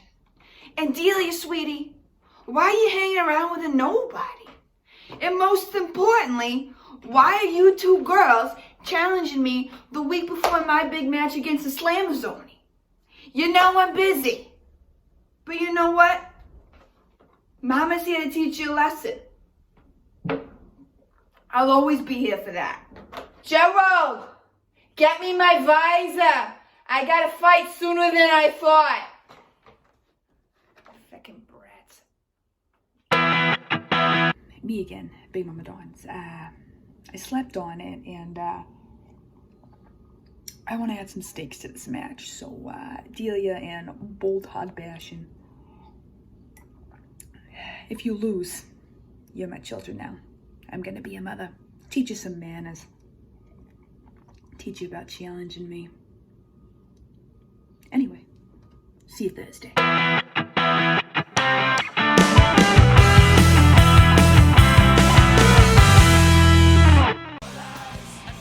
The women's action roars on with Big Mama Dawn's the #1 contender to the Slamazon's title, taking on both members of Iron Brew. Delia Payne called for this match. She challenged Big Mama Dons to it, still harboring some resentment over Big Mama Dons forcing her former tag partner Cold Hard Cashin to leave QAW. But now her new partner Iron Brew are looking to exact some revenge here, and here comes Big Mama Dons as confident as always. Big Mama Dons, she's got an ace up her sleeve, or rather her pant leg. That deadly super kick has felled every competitor she's landed it on. It's just a flash knockout. It's absolutely, and the fact that it can come out of nowhere, much like one of Big Mama Don's signature lectures. Look at her just lecturing the crowd already. And as she said, if you wanted a good guy, you should have asked your father. Absolutely. The undefeated Big Mama Dons, who is undefeated in singles action, multi-woman action, the 2MB Rumble winner. No one has been able to put a scratch on Big Mama Dons. Well, we'll have to see. I mean, Delia Payne herself is a former women's tag champ, and we haven't seen Bold Hard Bashin in the ring yet, but if she lives up to Delia's standards, Big Mama Dons has got quite the challenge on her plate here. Absolutely, and similar to El Mejor Luchador earlier, I can't put my finger on it, but Bold Hard Bashin reminds me of someone. I think I see it, but I do not... I'm not sure who. It may have been somebody I saw in a dream. I think I got a bit of a crush on Bold Hard Bashin, but it still does not compare to my true love. It's another person, the one who I lost my V card to in Hawaii, and I can only pray that those feelings are returned. You keep sliding your finger on your smartphone to refresh somebody's Facebook page. Can I get a look at that? No, stop looking over here. All right, get off your Facebook. Finish your tea. All right. Slipping away. I am refreshed, and here comes Big Mama Dons. Oh, double sledge to the face of Delia. God, I mean, we talk a lot about especially with Crusher Cavaclaw, who just debuted, the powerhouses in the QAW women's division, but Big Mama Dons is the entire package. Power, knowledge, experience. She I can't think of a better competitor for the Slamazon at the Scared Circle. Absolutely. Then that's coming up in a little less than 2 weeks, Halloween night. Join us here, twitch.tv/2MB Studios, live for the Halloween Spectacular, the Scared Circle. Oh. Buckley just fucked the microphone. Oh. Sorry, it's just thinking about my love just really gets me going. But in comes Bold Hard Bashin. Put your phone away. No, call the match. All right. Oh, detonation kick there from Bold Hard Bashin. As you said, she hasn't clocked a lot of time in the QAW ring, but definitely starting out strong with tag action against Big Mama Dons, who's bashing her head into the mat. Oh no, putting the Bashin in Bashin. And I mean, again, we've seen like Delia Payne and Bold Hard Bashin knowing each other from their bar brawl days back in the UK, and they're looking to bring that same roughneck action here to QAW. But Big Mama Dons has been doing very well so far. She's taking care of these two. Absolutely, burying an elbow right into the chest of Bold Hard Bashin, then kicking her in the face. Big Mama Dons she isn't afraid to play dirty. God, she is just brutal, pulling on, almost looks like the mountain there, just with her hands all over Bold Hard Bashin's face. They can't get anything over on her. What the? What the? I mean, Big Mama Dons, she just catapulted herself into the ropes and then completely missed. Bold Hard tossed her out. What the fuck happened there? Well, we've talked about it before. We have time skips thanks to Conspiracy Carl. We have gravity wells thanks to Devlin's Advocate. Who knows? The laws of physics are merely a bygone memory here in QAW. Absolutely, but no, who's not bygone? The Men's Warehouse representatives, the funders of Zip Zimmer, they are back ringside. Oh, and again, folks, tonight, do not forget, we have on a special episode of Turd Talk, we have a debate happening between the governor and Zip Zimmer. It's going to be coming up shortly here, but looks like Zip Zimmer is challenging the governor for his governorship. My goodness, the power and influence that would come with that. Zip Zimmer already is independently wealthy. From his Men's Warehouse fortune, and Mama Don's looking to cash in herself on Bold Hard Bashin. Both of these, they're just already starting to break down. They're trying to get a one-up here. Big Mama getting caught up in the ropes. Lucky for Bold Hard Bashin, the knee pad there ricocheting off the top of her head. Oh, big spear from the Mama. Looking to put Bold Hard Bash and send her to her room. Sends her to her room, cover. 1, 2, oh, kick out at 1. Delia Payne, I thought she couldn't be bothered there, but she had a lot of faith in Bold Hard Bash and a kick out on her own. I mean, she's seen Bold Hard Bash in just in any number of pub brawls, and oh wait, shades of another competitor. I'm not sure who, but it looks like Bold Hard Bash is setting up Big Mama Don's, and she's not going to do it. Big Mama Don's, her knee pads are caught in the turnbuckle. Oh no! She's gonna fly! Coast to coast from the UK to the US. My God, all in Big Mama Don's face. Atlantic dropkick, as you said, finds its mark, center of the face, cover. 1, 2, oh. Delia dropping off the apron there to get another brew. I mean, yeah, take another swig of that victory juice. And now, God, again, Big Mama Don's back right to it. She cannot be kept down. Sledging through Bold Hard Bashin again, who makes the tag, the hot tag there to Delia. Running Enziguri. Oh, gets that forearm slapped off and eats a backbreaker for her trouble. Well, again, folks, a reminder, wait, no, look at this, beckoning Delia to her feet. She might be going for the knockout here. Flash knockout kick. Down goes Delia. 1, 2, oh my God, the first woman in QAW is kicked out of the knockout kick. Delia's done it. She like a chameleon. She adjusts to every match. Her moveset, well, only grows deeper. She must have prepared for it somehow, been doing those forehead lifts. Indeed, and oh, getting her, lifting the forehead of Mama Don's there, she's unfazed by her super kick getting kicked out of, but uh-oh. Oh, look at this. We've heard about this. Their new finishing maneuver, the Iron Maiden. Iron Maiden crashing into the mat cover. 1, 2, no, Mama Don's kicking out. How is she still doing this? She's facing off against a former women's tag champ and Bold Hard Bashin, the UK legend. This is insane. She's fighting off 2 women on her lonesome, much like the Slamazon had to fight off the entire generation to win the QAW women's title. What a clash they're going to have at the Squared Circle. Absolutely, folks. That is Saturday, October 31st on 2MB Studios. Make sure to follow 2MB on Instagram and, of course, here on Twitch for all the updates. And now Bold Hard Bashin looking to get something going. Oh! Standing in Sagari, down goes Mama Don's. Is this enough? 1, 2, no! Mama Don's out again. What could keep this woman down? I mean, God, just the resilience on display here, just taking Bold Hard Bashin to ground. She's not looking for style anymore. She just wants this victory. Almost dragging it into a pub brawl style there, just grounding Bold Hard Bashin, looking to cave her head in with those hammer fists. Oh, ooh. Flying head scissors. I mean, you have to imagine things have broken down in a few of Big Mama Don's wine and checkers nights. That's what moms play, right? Buckley, when you invite friends over, what do you feed them and what do you do? I have a big bag of Doritos, all of different flavors, and I just make a different bowl every week, and they have to pick one, only one, and they can have that along with any assortment of pickles. Here's an Iron Maiden. Cover. 1, 2, 3, and that is it. The first loss in QAW comes at the hands of Iron Brew. Jeez, but to take nothing away from Big Mama Don's, the first ever handicap match we've seen in QAW, having to take on 2 competitors and holding it as long as she could, but taking that second Iron Maiden, that was it.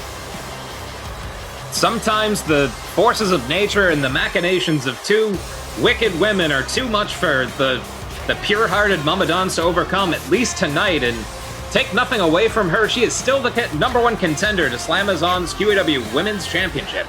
She is. I mean, God, you have to imagine Slamazon was watching that. I don't know how well Slamazon would have done against Iron Brew here, but either way, folks, coming up next, the QAW Men's Champion, Lloyd Legacy Sharp, has issued an open challenge, as has been his MO during his title reign. We don't know who's going to accept, so stick around to see who takes him up on this opportunity. Go ahead and get active in that chat. Who do you think is going to accept the open challenge for Lloyd Legacy Sharp's World Championship here in the men's division? It could be anyone. It could be Amrak. It could be Brick Canavan. He's not a wrestler, but he might be a title seeker. Either way, folks, don't go anywhere. I hope it's Andrew Mayer. I hope it's the farm boy. Again?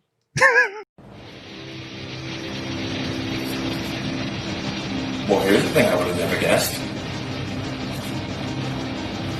Apparently, calling attention to the fact that you are being kept off television as champion puts a little bit of unwanted pressure on management to have their champion back on television. Okay. So, I'll be back next week, and I'm coming to do what I do best. Defend this title. And we're going to make it very simple this time. There's going to be no tournaments. There's going to be no qualifying matches. I'm going to show up next week on QAW television. I am going to walk down to the ring. I am going to step between the ropes. And I'm going to stand there and I'm going to wait. And the first person to follow me down that aisle gets a shot at the QAW championship. That's it. That's it. Literally, that's it. It's that simple. You show up, you get a shot. Now the question is, who's going to show up? I don't know. I'm not there. I'll be there next week. You guys decide amongst yourselves. Because the first person that walks down that aisle is going to get a shot at the title. That's how it's going to be. That's how I'm doing business. I will see you on Thursday. Lloyd, have mercy. Well, we've heard the words of the champ, and now let's see who's going to take him up on the offer. A once-in-a-lifetime opportunity, really, to take on the QAW Men's Champion. Lloyd has defended his title in these open challenges multiple times. Infinite props to him, and good to see Karen there. He's defended against Steve Delfino, Kevin the Punisher Paquette, and he is a fighting champion through and through. Certainly is. Head over to QAWmerch.com/Infinite Props, the critically acclaimed sequel to Infinite Jest. Get your advance copy today. Lloyd Legacy Sharp, certainly no stranger to Infinite Jest himself. If you read Infinite Props, if you thought Infinite Jest was long, Infinite Props, 3,000 pages long. Read it in Starbucks. Absolutely. Shout out to Starbucks for making coffee. And shout out to Red Barn Coffee, the coffee sponsor of 2MB's Run On, the game show every Monday night at 9 p.m. Make sure to check that out and check out the rest of the great content here on this channel. But who's going to accept the challenge put forth by Lloyd Legacy? Maybe it's the predicament. Maybe it's the talent. Maybe he's back for his kids. Buffalo Bill? Oh, fuck! Oh my God, we should have known. We should have known it'd be it's Tommy Jr., folks. The real deal is here. He's been throwing dice and placing bets backstage. This piece of slime he's coming. Look at this, a dig there at KTD. We know KTD threatened a lawsuit over QAW for getting his logo wrong, calling him KDT. It looks like Tommy Jr. is rubbing some salt in that wound. It's almost as if Tommy Jr. gets paid for how much salt he rubs in wounds. This man, I don't know a single member of the QAW roster, Lloyd included, his mentor, who can stand Tommy Jr. He's yelling at children. He is. Look at that. Look at that. He's yelling at our camera operator, crowd essay winner person. Tommy Jr. has no low that he can sink to that will top other lows. That's a great metaphor. Yeah, I've been reading books. Like Infinite Props? Yeah, like Infinite Props. Check it out. It only weighs 60 pounds. There we go. The QAW Men's Champion is Lloyd Legacy. Challenger from Providence, Rhode Island. All right. Weighing in at 201 pounds. Come on, Karen. Tommy, the real deal, Junior. Holy shit! Wow. Nailed it. A rare victory there from Karen. Let's see what happens with Lloyd. Oh, God. The champion. Come on. From Boston, Massachusetts. You got this, Karen. Weighing in at 220 pounds. Yep. He is the men's champion. He is. The legend, Lord Sharp. Ooh. D-. Swing and a miss, Karen. At some point, we might have to hear from you, in just maybe like a job interview of sorts to make sure you're still suited for this. But either way, passing off the belt to our resident pervert ref, Willard. Check out Le Magnifique Nordique's LinkedIn if you need to network yourself into a new opportunity like Karen may need to. Willard does not like that title. He doesn't. He's very big old frown, signature frown on Willard's face. And Nordique's still on that call. We'll have to hope that that's going well. And now Tommy Jr. Oh, tilt-a-whirl. Arm drag there, takes Lloyd over. And as you said, this is for the QAW Men's Championship. Tommy Jr. trying to slide his way to the top. Got already getting in Lloyd's face there, and Lloyd just still looking to teach him a lesson, tossing him out. And this, folks, this might be the longest standing rivalry in QAW. And our very first show, a Total Shutdown, these two faced off in a Falls Count Anywhere match, and just they've been at each other's throats. Tommy Jr. thought to be dead after his house and his boat were blown up in explosions, and then he returned at, I believe it was labor pains, and he had been in disguise as Mark Question and attacking Lloyd Legacy Sharp after winning that title belt. And Tommy Jr. has been relentless. Certainly has. Oh, overtakes him there with a hip toss. Tommy Jr. Oh, both backstage, in front of the cameras. Wherever you encounter Tommy, it's Tommy time all the time. Rolling DDT. And again, I mean, he talks a lot of shit and we hate him for it, but you can't deny his in-ring ability. Well, Lloyd Legacy denies him even a 1 count there. The champ kicking out before the ref could count at 1. Oh, takes Tommy from underneath, lifts him up, back, and busts his guts. I mean, these two it seems almost like they're destined to fight forever. They've become a part of each other, and you have, like, we've seen Lloyd Legacy try and take some shortcuts with these leverage pins that don't work out for him, but perhaps that's Tommy Jr.'s influence. These two are just two sides of the same coin in some ways. Absolutely. Everyone knows the opposite of blue and white is black and yellow. Tommy Jr. looks to sting the bee like Lloyd Legacy. Absolutely. You learned that in physics. Certainly do. Head over to QAWmerch.com/3weekcourses.courses/B physics to take your course in B physics. Absolutely. Make sure...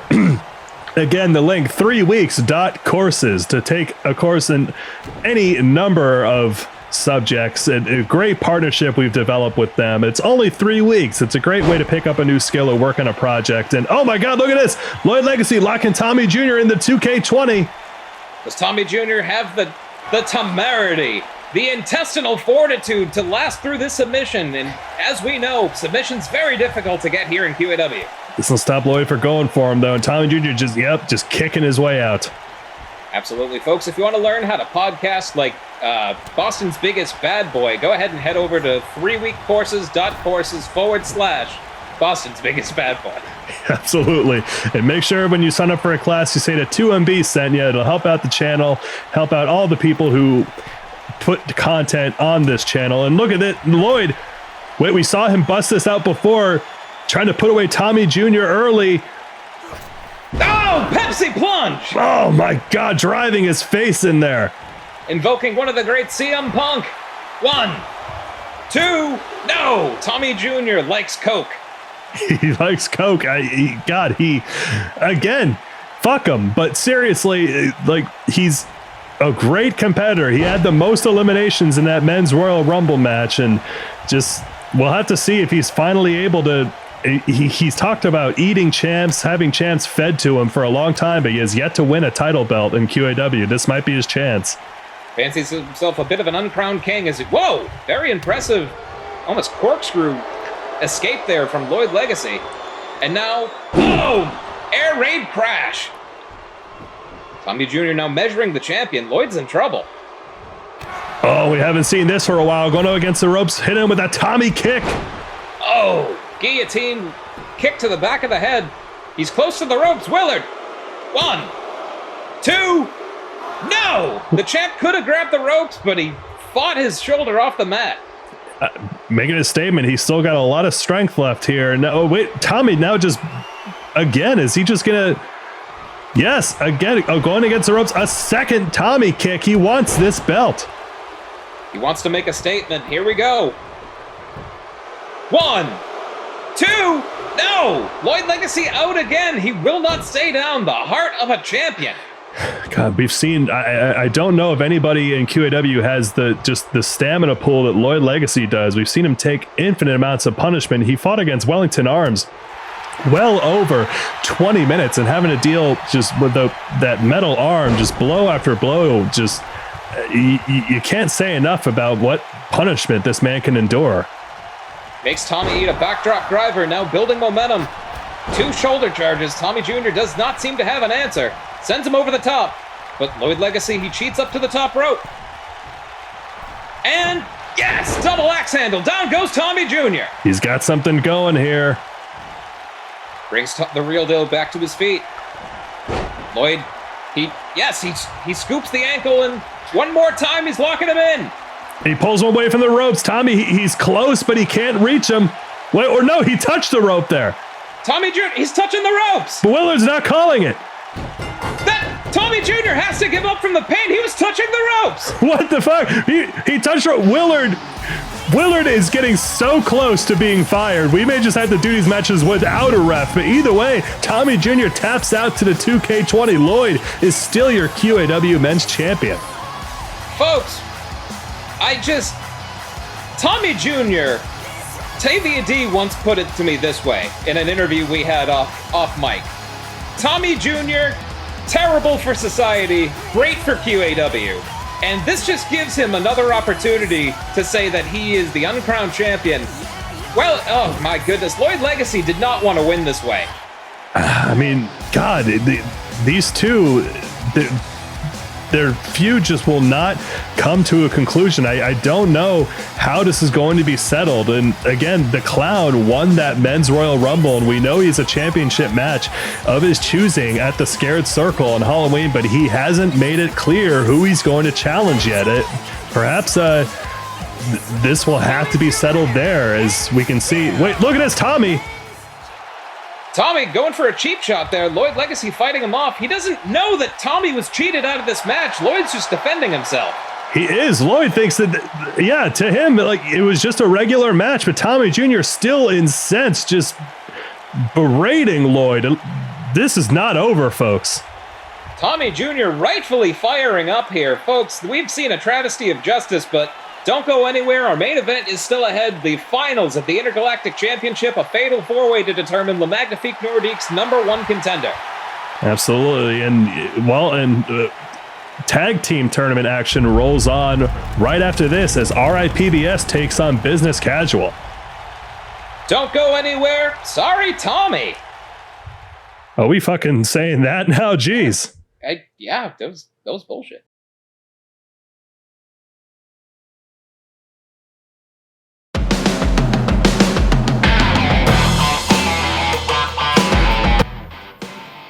What's up, QAW? It's the future, Rich Dembowski.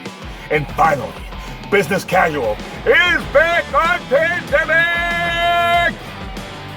You see, the Dapper Head Clapper is one of the leading authorities in the world in business, in manufacturing, in alpaca. But see, now all the alpaca are shorn, and all the mills are humming, and all the money is stacked and counted. And it's time to take care of Business Casual business. You see, at Labor Pains, we're one blown roller call away from being tag team champions. And now we're one match away from another shot at the tag team title. And we are fighting zombies, right? Zombies. We are fighting public broadcasting legendary zombies. You know what? I just fight the guys they tell me to fight. It doesn't always make sense. Don't ask me. But I'll tell you this. It's our time.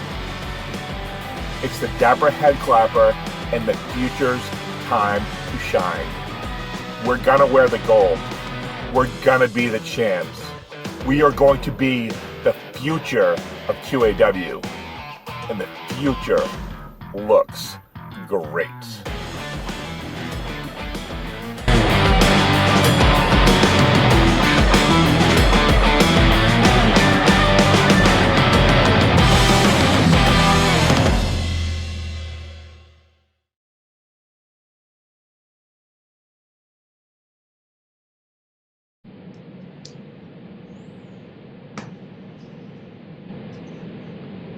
Oh,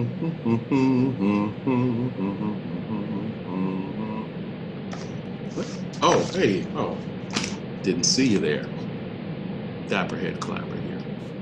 On my personal jet. Oh boy, it's been a busy few months. I haven't been around for a while. But I can't believe the reception on this thing. It's pretty good up here at 35,000 feet above everyone else. Yep, but it's working great. Sorry, I'm just coming back from an underground men's fashion show in... I almost told you where it was. Yeah, I'm not supposed to do that, but I'm not supposed to congregate during a pandemic, but, well, this was for fashion, yeah. And we did wear masks made out of the soft underbelly fur of a baby panda. Did you know that's the strongest material against the coronavirus is baby panda fur? Yeah, it's true. Anyway, I'm heading back to the good old USA with a luggage compartment full of alpaca pelts and about 200 champagne bottles full of war baths. But it's time to straighten some things out. You know, even though I've been around the world getting the latest fashion tips, getting my shoes made by children in Thailand, don't worry, they were the children of millionaires, which makes it okay. And even though I've been jetting around the world, I've been keeping my eye on the QAW, and you know what I see? I see a bunch of slobs, a bunch of disgusting, unkempt, slovenly, possibly lice-ridden, hobo-esque would-be wrestlers who probably smell like soon-to-be expired milk. I mean, seriously, what the hell happened to the QAW? Well, it's time to put an end to that. The dapper head clapper is back, with the future by its side.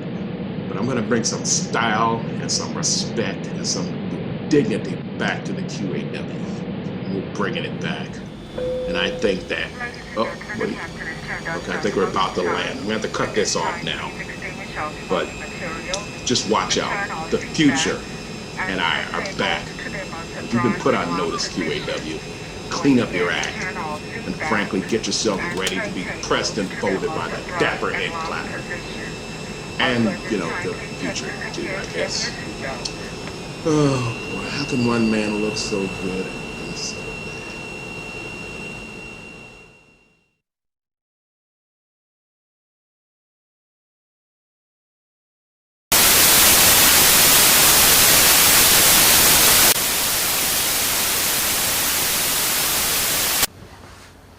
You know that Bob and Fred don't even know they're in a tournament? And they don't care because they're dead. Dead men don't jockey for arbitrary status symbols. They just mindlessly destroy what's in their way. Makes you wonder, what does it all mean, gentlemen? I mean, once you've come and gone, you're out of the rat race. Isn't that right, Animal Farm? Death, my friends, is a certainty. And when you're in the ring with Bob and Fred, you're staring into the face of certainty, yet you never know what's going to happen. Isn't it beautiful when certainty creates such uncertainty? See, you all think you know what you want because someone else told you what you should want. They created the meaning for you. They decided what it should mean so you didn't have to. And as for Bob and Fred, well, isn't it perfect when men who brought so much meaning to the lives of so many merely exist now to take that very meaning away? And once that meaning is gone, we'll expose what people are really fighting for. And as for you, business casual, nothing makes life seem more meaningless than people underdressed for a funeral. And if you're not laughing, well, that's because it's not funny.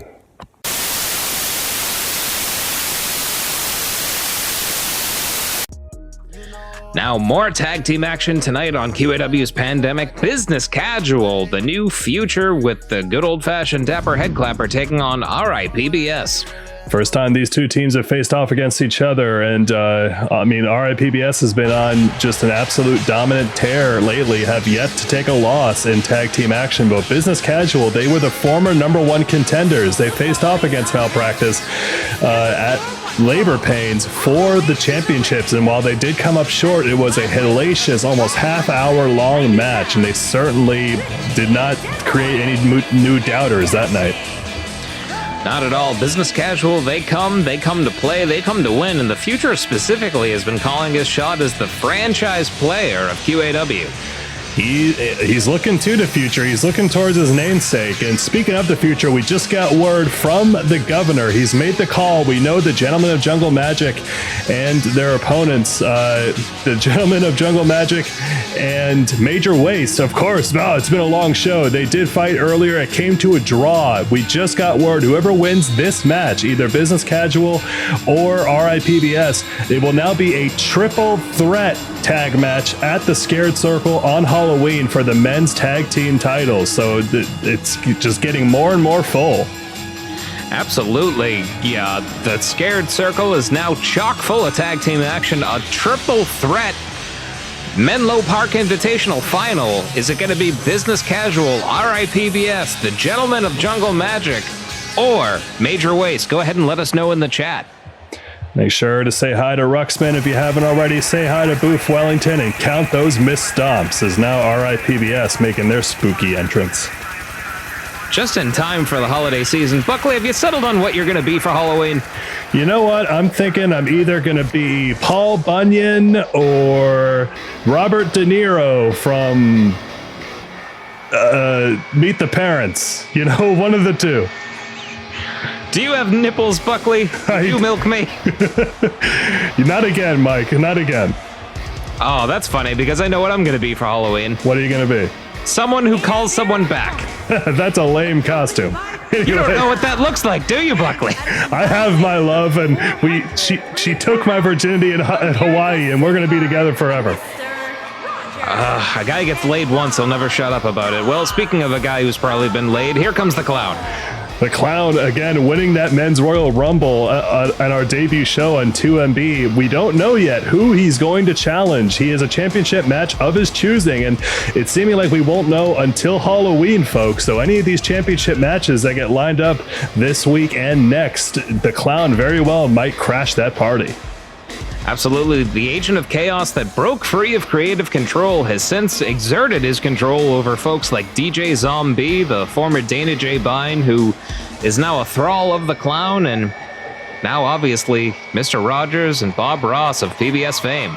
And speaking of going viral, folks, again, this is Pandemic, our weekly show on 2MB Studios every single Thursday night at 8 p.m. If you have not liked, followed, subscribed to 2MB Studios Twitch, please do so. And if you have Amazon Prime, you can subscribe monthly at no additional cost to yourself, and you can support all the additional artists on this channel. We have shows 7 nights a week. Make sure to check them out. Hopefully we can develop a vaccine, not only for the virus known as Corona, but for Mr. Rogers and his feral behavior. We'll never forget the Clown for his warping of these American sweethearts, Bob Ross and Mr. Rogers, but either way, they might be future champions. Dapper Head Clapper offering some encouragement to the future, and we are off to the races. The future grabbing Mr. Rogers and immediately plants him with a brainbuster there, a move he learned in the Land of the Rising Sun. It's not a trash bag, it's Rich Dembowski, and again, a bit of a clash of styles here. RIPBS, a little more unpredictable, a little more zany, whereas Business Casual, they're big, beefy boys, strong boys, and they utilize that to maximum old school effect. Certainly do. Jumping knee drop there to the forehead of Mr. Rogers after he got his throat draped over the top. Oh! Quick kick to the beefy leg there of the future and takes him over with a Hurricane Rana. And the future challenging Jacques the Lac LaRue last week for his OK Canadian Provincial OK Sorry Championship, and coming up short when the Doctor attacked Jacques wearing that mask of shakes. Double super kick there. Impressive. But doing Mama Don's proud there, both proprietors of PBS and public broadcasting. Whoa! And down goes Bob Ross.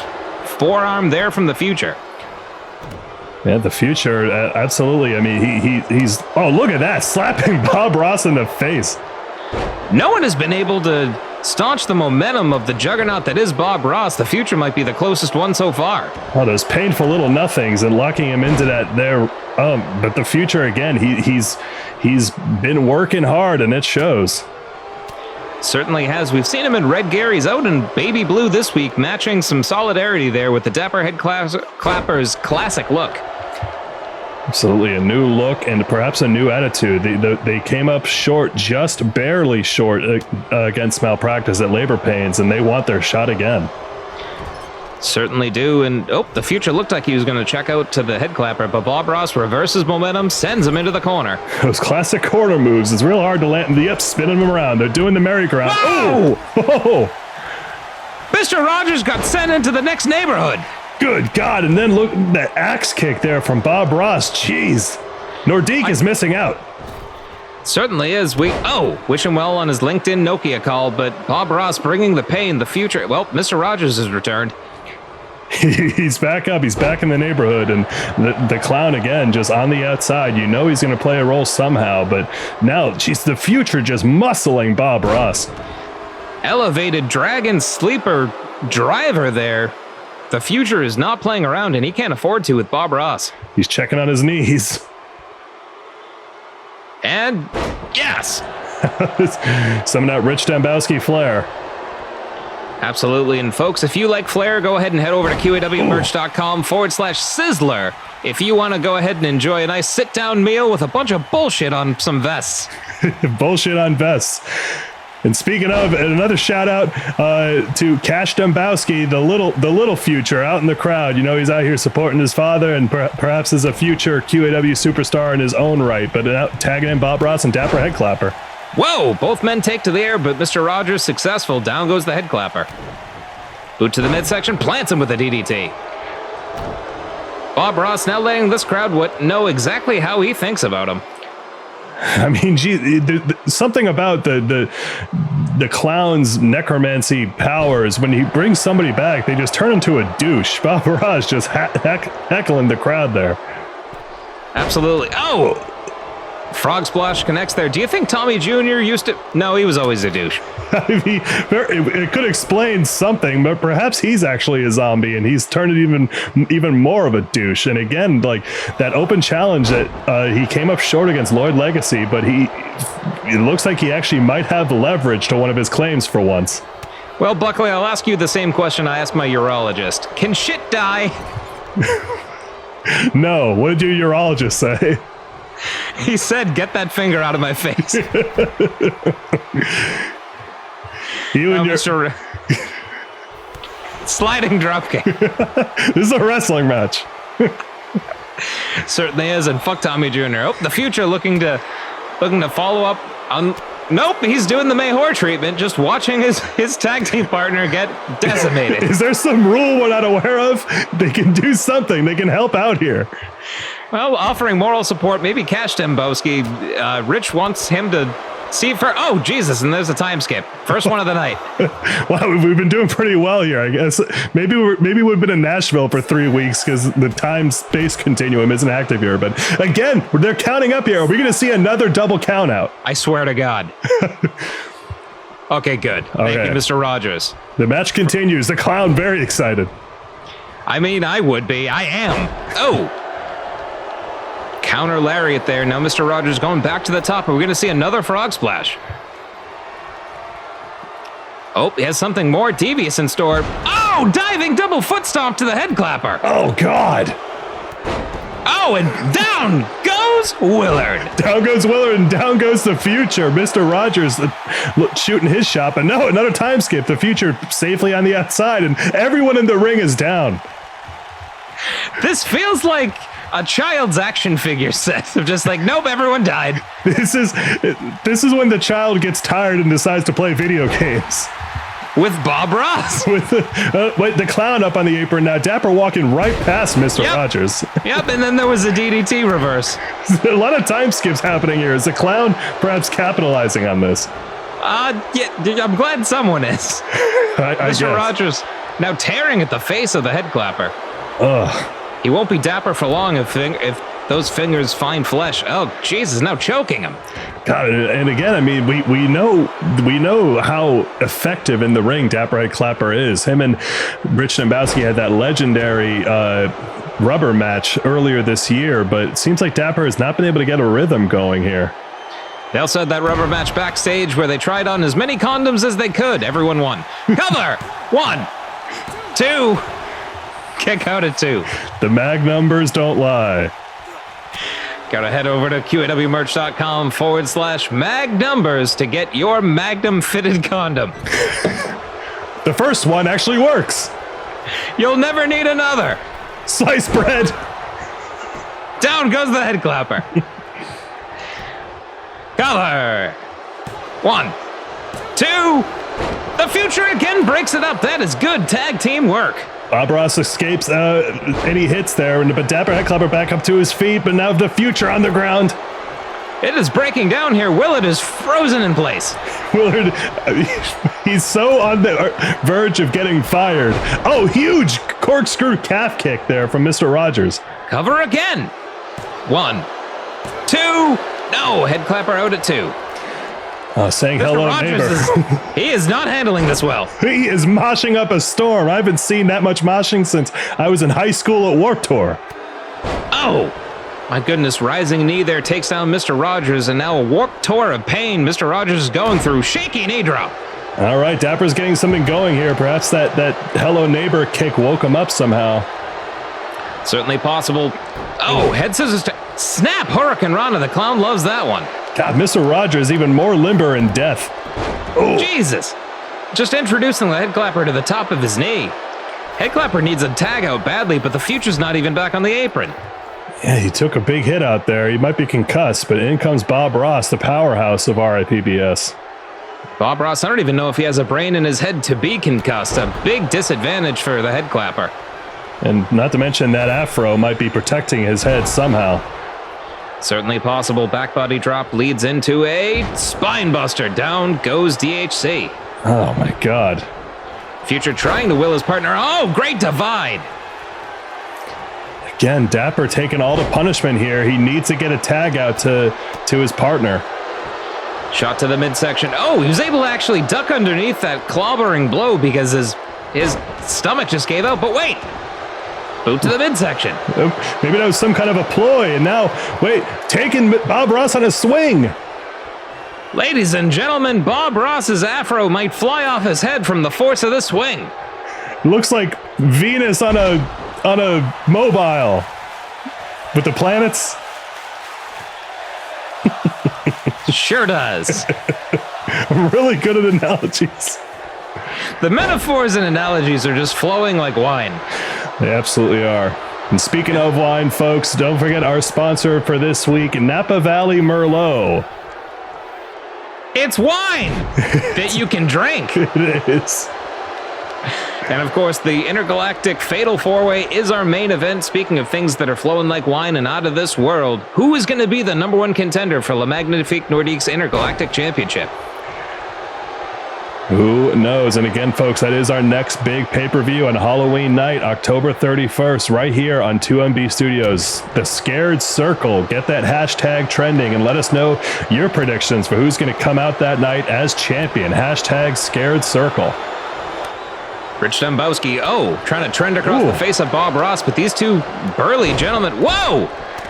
Air humps him and then punches him in the face. The air hump punch combo, that just fine-tuning that technique over there in New Japan. That franchise codpiece just lodging itself in the midsection of Bob Ross.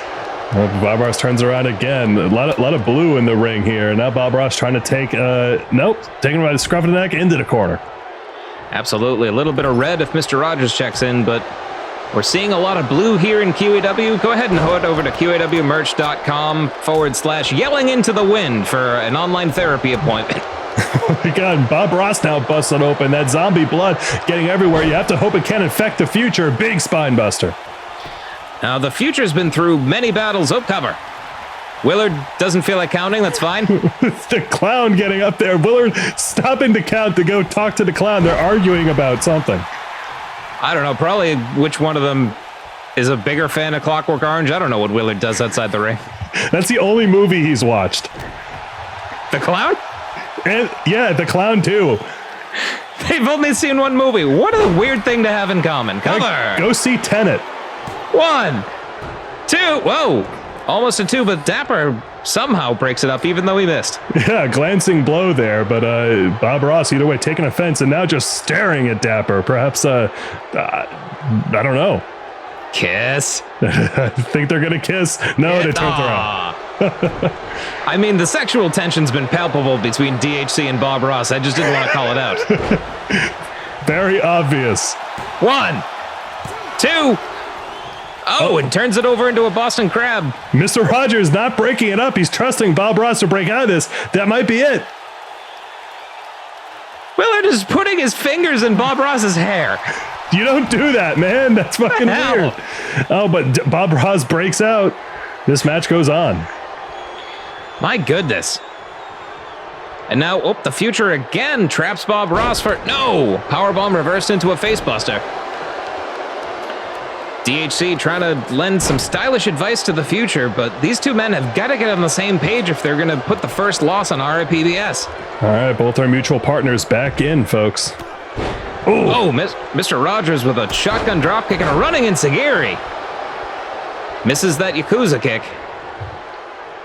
Now DHC, lifts him by his twisted arm.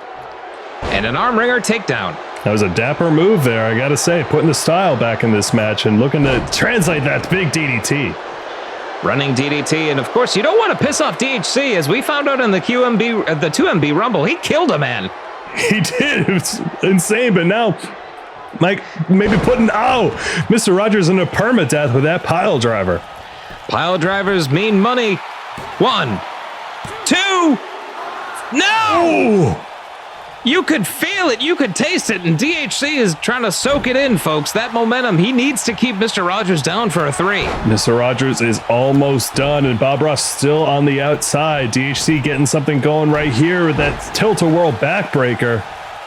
Mr. Rogers has been floored. The Future talking trash, much like he is a trash. No, he's Rich Dombowski. He is. No, Dapper needs to. He's just staring at Mr. Rogers here. He's weighing his next move. He's got to keep this momentum going. Certainly does. Bob Ross chomping at the bit to check back in. They have got to finish off Mr. Rogers. RIPBS is not to be trifled with. Willard's telling them about Clockwork Orange. Yep. Malcolm Gladwell was in it. My God, come on. Oh, Mr. Rogers now. He had the time to recover. Sends DHC into the corner. Spins him around. Has enough time to change his jacket and shoes. Sliced bread. Another sliced bread. He's going for the cover here. 1, 2, 3, and this car crash of a match is over. What? I think they used up all their interferences there or something. The tag team match rules are a mystery, folks. But either way, RIPBS picking up the victory here, the clean victory over Business Casual. They move on to the triple threat tag match at the Scared Circle. You know, like a capsule toy, sometimes you open it up and you get a rare diamond of a gem, like you saw with Jungle Magic and Major Waste, and sometimes you get just the capsule with no toy in it. This is like getting a Happy Meal, and all it is a bag of straw wrappers. Either way, folks, that was a match, and we're moving on here, folks. Education takes on Juicebox.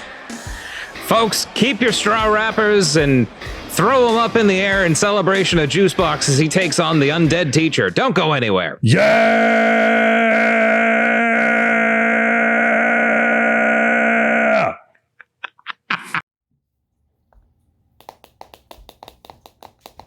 Squeaky clean.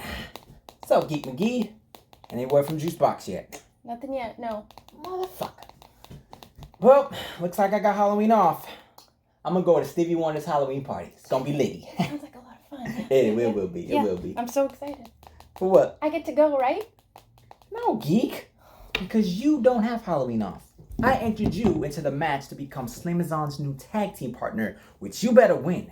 So you can befriend her, infiltrate her mind, and convince her to sign with the KTD brand. Because we at the KTD brand want the women's champion a part of it. Get it?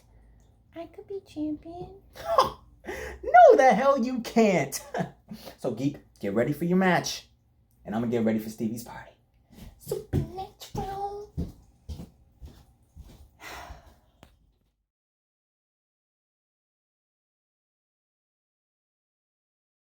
So finally got that last ingredient that I needed for the Belt of Monsters. An egg. Conveniently, one was in Bounty's headband and it flew out when he came at me across the ring like a goddamn maniac. Anyways, So it's going to be cooking for about a week. So in the meantime, threw out an invitation to the locker room. And who am I lucky enough to fight this week? Juice Box. Juice Box, Juice Box, Juice Box. A man who is made of juice. Everyone here has a gimmick. I assume yours is that you're a man made of juice. Anyways, Juice Box, you are a strong competitor. You do crazy things.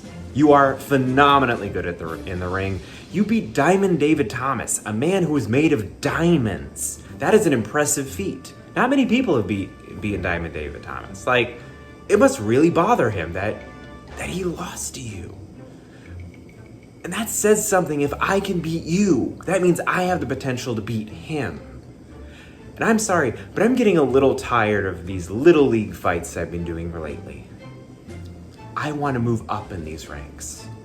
I want to be a name that you know, like the Doctor, like Diamond David Thomas, like Delia Payne. I want my name to be associated with those levels of greatness. And it starts with beating you. I want you to know that, Juice Box. That starts with beating you. One other thing I want you to know about me, though.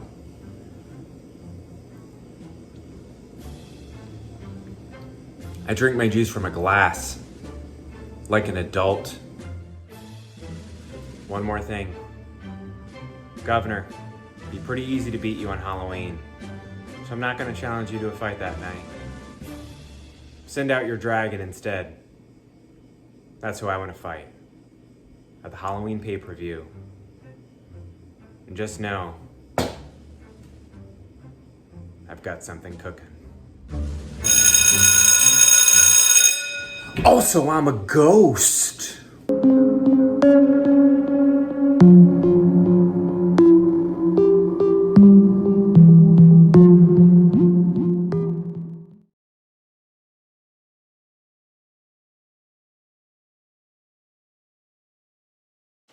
All right, I'm here. What do you want? Look at you. You look like garbage. What the hell, man? I'm just speaking the truth, and the truth hurts sometimes. Well, I don't know what I'm doing with myself, okay? Well, you used to know. Before you were part of the generation, you were AC Volts, QAW Women's Championship. Now you're a trash person. Wow. Hey, deal with it, because guess what? The generation made you this way, so I'm gonna have to get somebody to teach you how to not be part of the generation. And his name is...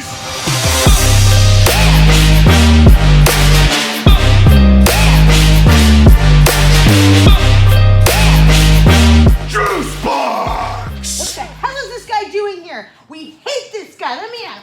Let me out. What's up, B to the Take fourth? this. Not much, Juice Box. Juice Box is here to teach you how to be a face.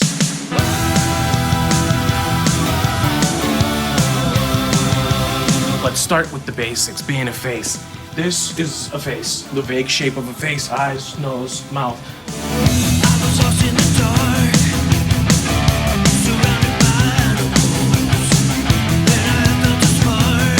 Alabama 654. There was 3 people in a box. That box was sent on a boat. It was a Fraser train, and it went backwards. 3 people came out of it, 2 started. Dewey Decimal System? Not a chance. That is obsolete. Remember Mr. Cation, substitute teacher, middle school? I guess he died, and then he's like, he wrestles now? Are you gonna fight him? I don't know if he's a ghost. How can I fight a ghost? I'm a better teacher than he is. I'm a better fighter than he is. I'm gonna use this stick to show you how to teach.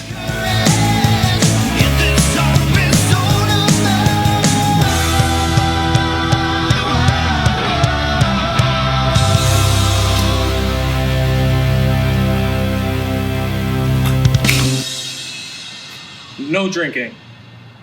Unless it's juice. Sip, sip. Sip, sip, teach.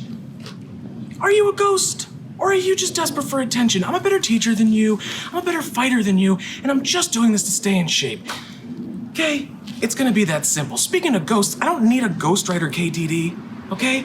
You talk way too much. My teaching was just an example of how much you talk. I don't need a 9-minute feature on a 2-minute song. Not a freaking chance. Diamond, David, Thomas, you suck at everything, breathing, everything. So, KTD, sorry. If you want to do this another way, we can talk, but we're not doing it that way. Sip, sip, my friends. My lovelies, my baby. Shout out Taylor Ruxpin.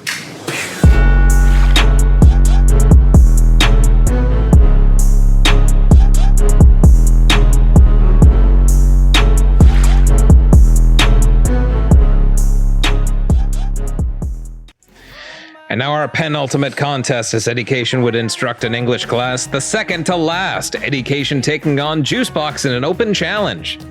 Yeah, put out the challenge to the roster. It seems like Education is still looking to assemble all the pieces he needs to create that artifact of legend, the monster belt, and perhaps he'll get that last one from Juicebox here tonight. You wonder if he's going to look to collect a piece of Juicebox for that monster belt. It sounds grisly. It might be. What part is he going to collect? The straw, the juice itself, or perhaps the box? I think those are the three parts of a juice box. Like to remind all of our viewers, this is a mature stream. You might see Education collect the juice from Juicebox. He very well might. But either way, he's making his way to the ring now. He is a ghost, folks, by the way. He's a ghost who in life lost a match to Zeo once upon a time and had to have the entire periodic table tattooed on his calf. You know, that calf tattoo comes in real handy in bar trivia night. Certainly does. Education, an undefeated bar trivia champion in life and in death. Well, I don't know if he's been able to get to bars during COVID. You know what? I guess him being a ghost, he might be immune to the virus, but we're certainly not immune to his charms. Look at that. Sentencing everyone to detention, detention, detention. Oh, Eddie he's a strict headmaster, but is he going to be able to master the head of Juicebox? In Juicebox, a dominant competitor. We saw earlier, he's looking to prove himself to be a better teacher than Eddie is, and never lacking for confidence. Juicebox is still the only person to defeat Diamond David at a pay-per-view, and he has not let the world forget it. Look at him. If you want to engage with him on social media, he's at Juicebox. He was on the ground floor. Absolutely. And if you love Juicebox, make sure you follow our sponsor, Naked Juice. Drink it with clothes on if you want. Every bottle only costs $19, but with our special discount code, Juicebox, Sip Sip, Diamond David's a Doinkus, you can get $3 off. Absolutely, and if you want a tutorial on how to drink juice, go ahead and sign up for an official course. 3weeks.courses/juice. For $400, you can learn how to swallow juice. You can learn how to swallow juice. You can also learn how to podcast, how to role play, how to sing, how to get better physical fitness. Seriously, check out 3weeks.courses. Tell them the 2MB sent you when you sign up.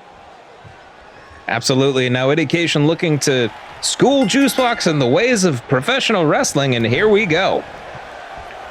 Doubles over Juicebox, takes him over. Whoa! Juicebox fights out of that neck breaker. Grabs Eddie, picks him up. Pile driver! Oh, immediately taking him with those big moves early.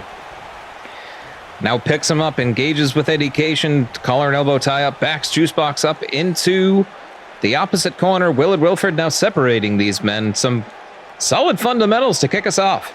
We also saw it beforehand. It looks like in the rubble of the Generation compound, Boston's Biggest Bad Boy and AC Volts, they actually were working with Juicebox. I think Juicebox might be trying to teach AC Volts how to become a face, as they say.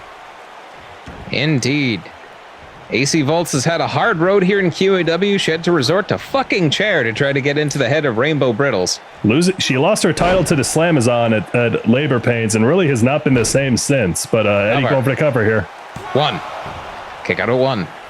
And also Eddie not having a great singles record. He's the one who the Clown was able to break his losing streak against. And coming out here without the Gourmet as backup, I think Eddie has something to prove. Certainly. Now sinks in a camel clutch here on Juicebox. Juicebox able to fight him off, though. Definitely the stronger of the two competitors, even though he lacks that supernatural X factor that is running through the veins of Education. Do ghosts have veins? Oh, last straw in Education there. 1, 2. Kick out. I'll ask my urologist about that. Text your urologist right now and ask. Hang on. All right. Here's your phone. Oh, thanks. And now Juicebox going up to the top as he... Oh, no, Eddie back up to his feet and... Oh, pulling him right off. Do ghosts have veins? Question mark, winky face. Got it. Down goes Willard. Down. Willard is, for the second time tonight, down goes... Well, Eddie, you can't cover him when Willard's down. Implied 1. Ghost 1. Oh, Juicebox, no ghost on that lariat. He's looking to finish things off. He's had enough of these shenanigans. That Eddie, one guy in the orange shirt, though, doesn't like it. Absolutely not. With that thumbs down. That guy, he shows up. Oh! Thrown to the outside. Eddie tried to launch him at the orange shirt guy. And now, look at that. It's our audience handycam, courtesy of little Tanya. She found the QAW needle in the haystack outside, and she wins camera duty for the night. You know, a lot of people tried to look with their hands. She got right in that hay pile, found it with her teeth. She certainly did. Well done, Tanya. All right, now Juicebox gathering himself, looking to psych himself up before assumedly dropping the hammer on Eddie. No, eats a back elbow. Oh, hitting Juicebox with the binder, locking him up. Is this going to be a 3-ring? 1, 2. No, Juicebox able to free himself from the binder. 5-star. Oh, jumping elbow drop finds the mark from Eddie. Cape Bravo! Way off. Eddie has yet to hit that moonsault right. He loves it, though. He's really, and he got up pretty quick after that, too. Juicebox with just a hefting him over his shoulder and slamming him down. Juicebox is making this crowd feel it. He is, and now looking to get this train back on the tracks. And atomic drop to Eddie, following up with a big scoop slam. Sip, sip. Hashtag sip, sip if you think Juicebox is going to walk away with this one. Hashtag detention if you think Eddie Cation is going to keep Juicebox after school. Now sends him in. Oh, Willard is down again. Down goes Willard. That's 3.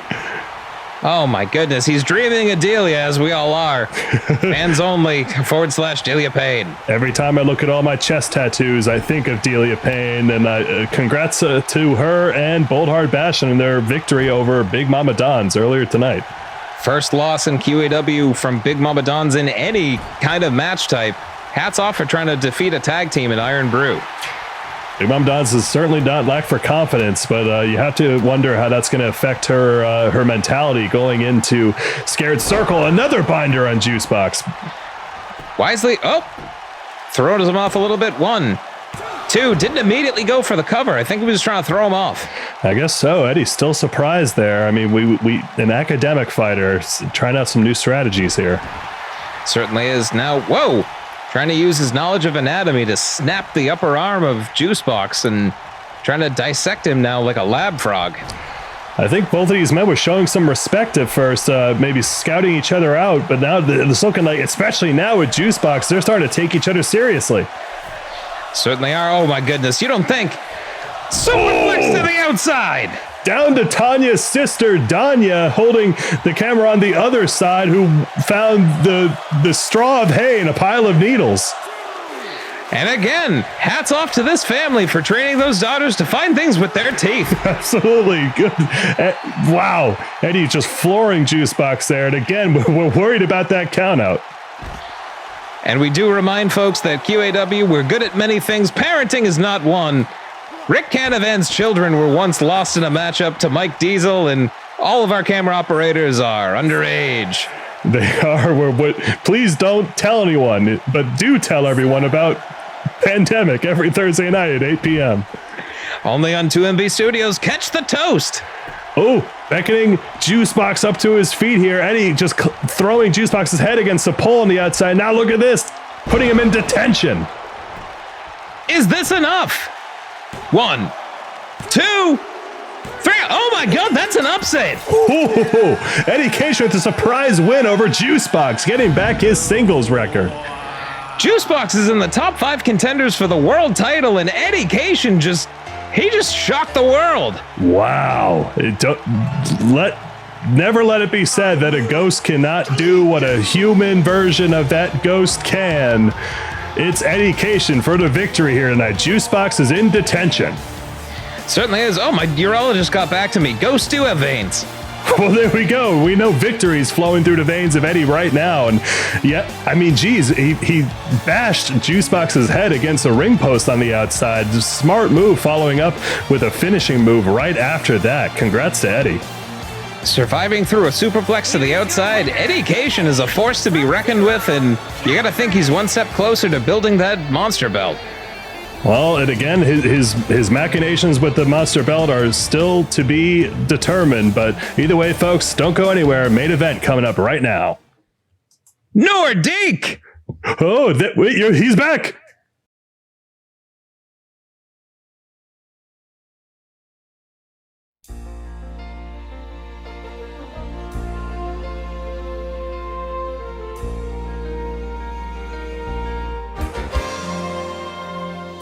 New Jersey.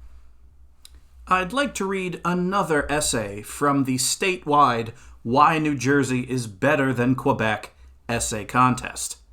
This one comes from 11-year-old Raphael Mundavi of Hamilton Township, New Jersey. He writes, "Poutine is a disgusting version of the disco fries found in most of New Jersey's finest diners.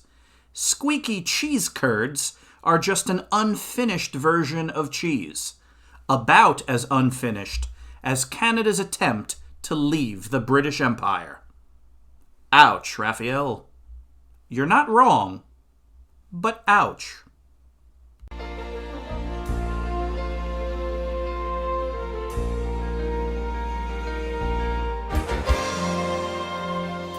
New Jersey, each day your beauty shines from farmland to the shore. New Jersey, in this great land there is no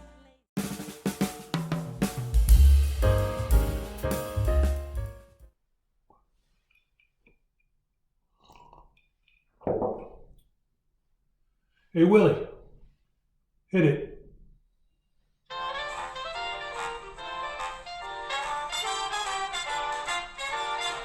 Or would you like to swing on a star? Carry moonbeams home in a jar. You'll be better off than you are. Or would you rather wrestle me? Wrestling me is something you shouldn't do. This week it's 3 guys instead of 2. But in the end my arm will be raised. I will have won, my name will be praised, and then I'll take my very own trip on the Intergalactic Championship. This week, they got me in with a monster and some other guy and a guy to be named later. Guess they couldn't find 8 guys. Alright, here's what's happening. I went in the Royal Rumble, 25 minutes long. Not a problem in there, right? I got bored. Last week, 2 guys, bada-bing, bada-boom, bada-boom, bada-boom, bada-boom, bada-boom, done. This week, it's 3, and then I go after the Canadian Knucklehead, I guess, right? To take his ship away, his Intergalactic Championship. This is what I came for. I'm Mr. Neptune. You're welcome.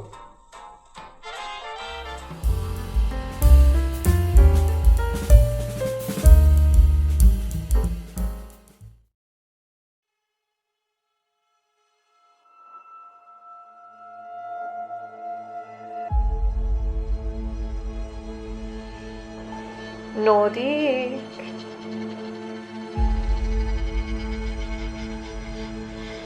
Nordique.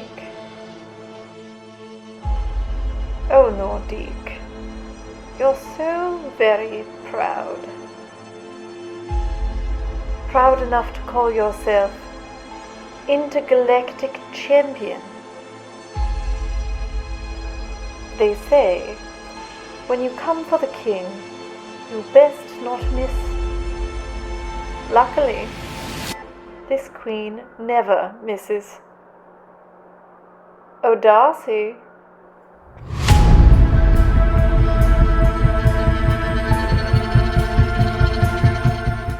And now the finals of the Intergalactic Tournament. We will have a number 1 contender between Don't Touch Our Nuts, who won earlier tonight against Kung Fu Bruno, Monster Darcy, the Governor of New Jersey, and Mr. Neptune. It's been one hell of a show, and Nordique, you're back in the booth. Welcome back. It's good to be back. I apologize for my abrupt exit, but I got a new LinkedIn notification and I did not recognize the name, so I had to go to the stars of Pluto to figure it out. And turns out I could have just done it from my phone, but it's a Nokia Galaxy. Of course, I have getting used to this new phone with the Intergalactic Championship. Everything must be blah blah blah space something as this. That a reminder of our main sponsor tonight, Nokia. Nokia, if you needed the newest technology possible, Nokia, please. Yep. Shout out to our newest naval competitor from last week. He's bringing back the clamshell phone as sponsored by Nokia. Yes. I prefer Nextel, but as Intergalactic Champion, I must go with Nokia for now. And of course, flanked by one half of the QAW Women's Tag Team Champions, Payne Austin, Monster Darcy, the paramour of one half, the muscle of Payne and Poppin' Out. God, Monster Darcy, literally, I mean, that's what he's been, an absolute monster. As refined and charismatic as he is, he's been destroying the competition and looks to be nigh unbeatable. I don't envy your position, Nordique, if you have to face Monster Darcy on Halloween. Well, I don't envy being the flank of anything. It is the weakest part of the steak, and I will crush anything involved with it in the George Foreman grill of my wrestling arsenal. I mean, that's your signature confidence, Nordique, that I appreciate. But either way, Monster Darcy here is a tool of Payne Austin's vengeance, and we're going to have to see, well, if any of these competitors can stand to him.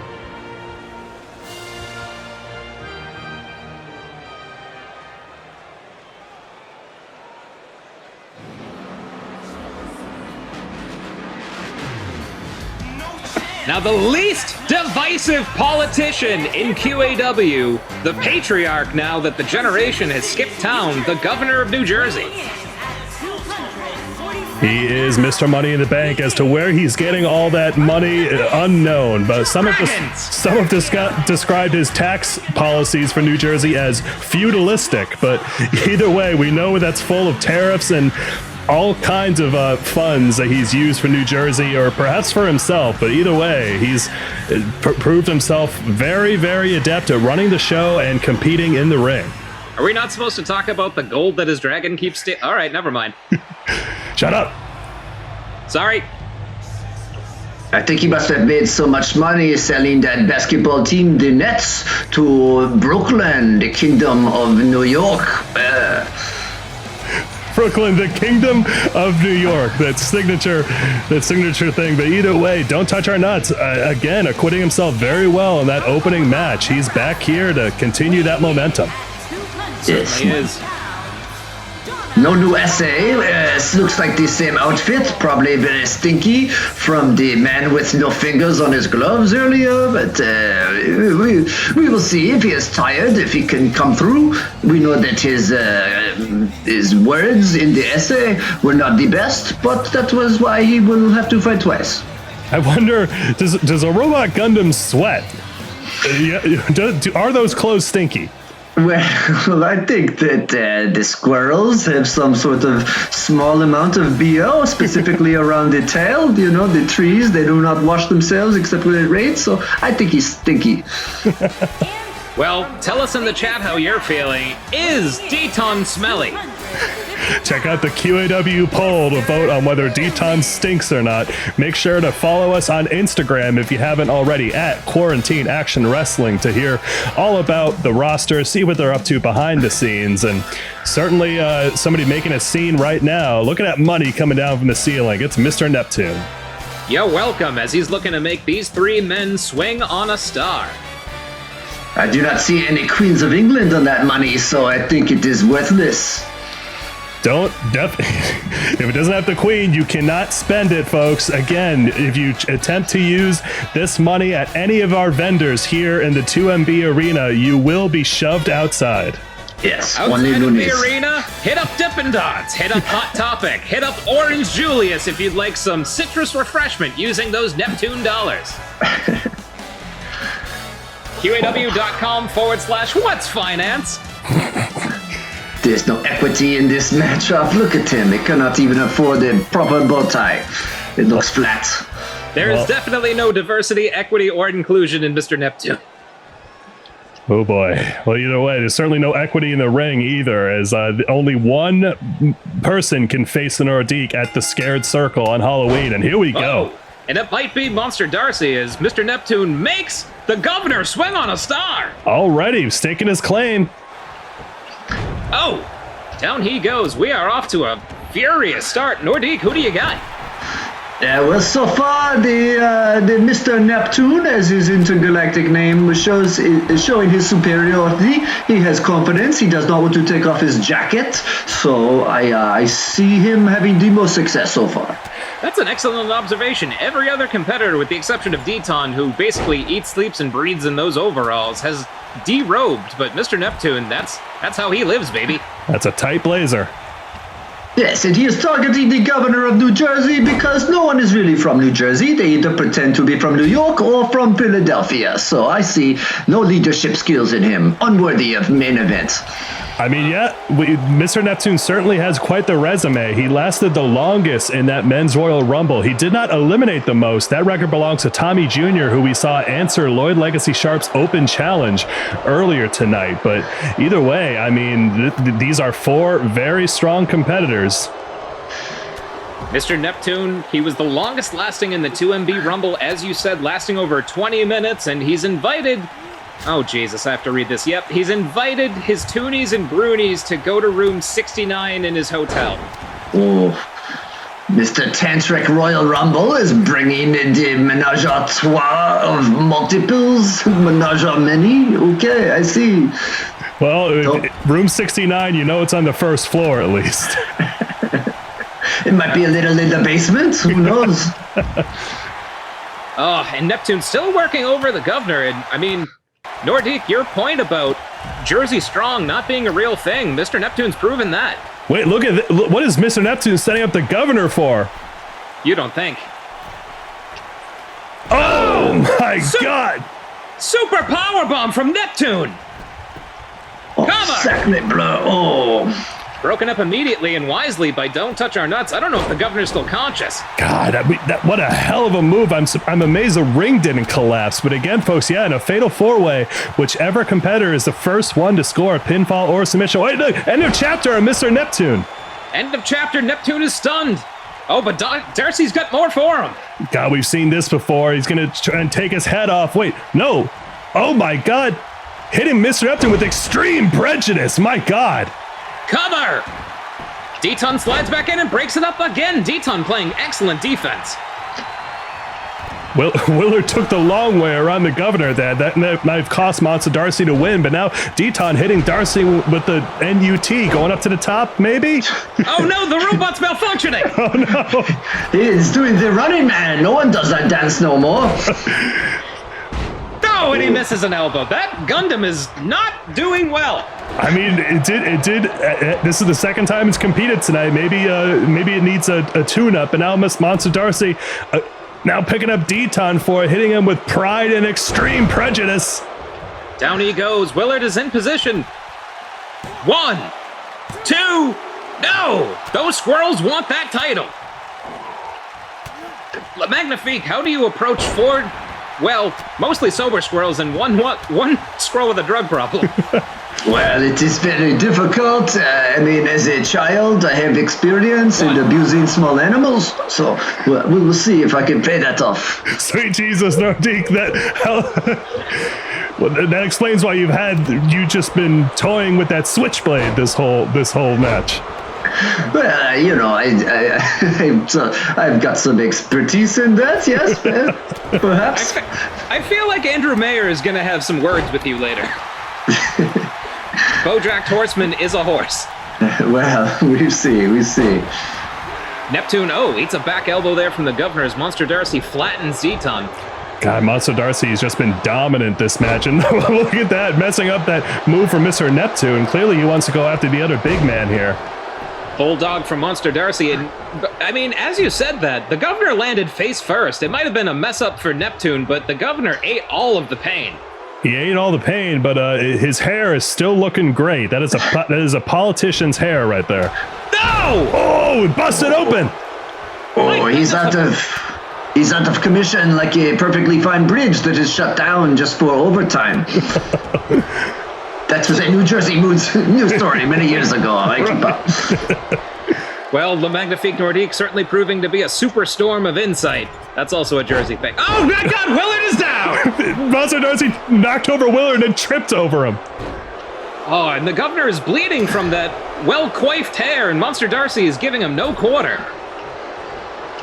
Now, wait a minute. The governor's setting up Monster Darcy. What is going to happen here? The governor, a powerhouse in his own right. Mike, is he really about to do this? Oh, my God. You don't think? Oh, no. Holy shit! That is, we have never seen Darcy just manhandled like that before. My God. The governor is done playing around. Now he has Deton in his clutches. Oh, but his back gave out. God, after that, Monster Darcy, we know he weighs almost 400 pounds. To be able to do that, we heard that crack throughout the 2MB arena. I don't, the fact that Darcy's even on his knees right now. Kick out at 1. Neptune opportunistically trying to take advantage of a pinning predicament, but the governor now looking to make him pay. The governor, he may have been playing possum this whole match. Oh, playing possum against squirrels is a dangerous game. Certainly is. Backbreaker to Neptune. Monster Darcy. Oh, extreme prejudice on Deton. Cover. 1, 2, and the governor breaks it up. The governor will not leave this arena. Oh, God, he may not leave it alive. Oh, no, he escapes there. Monster Darcy has him again. And a shin breaker to the governor. Oh, my.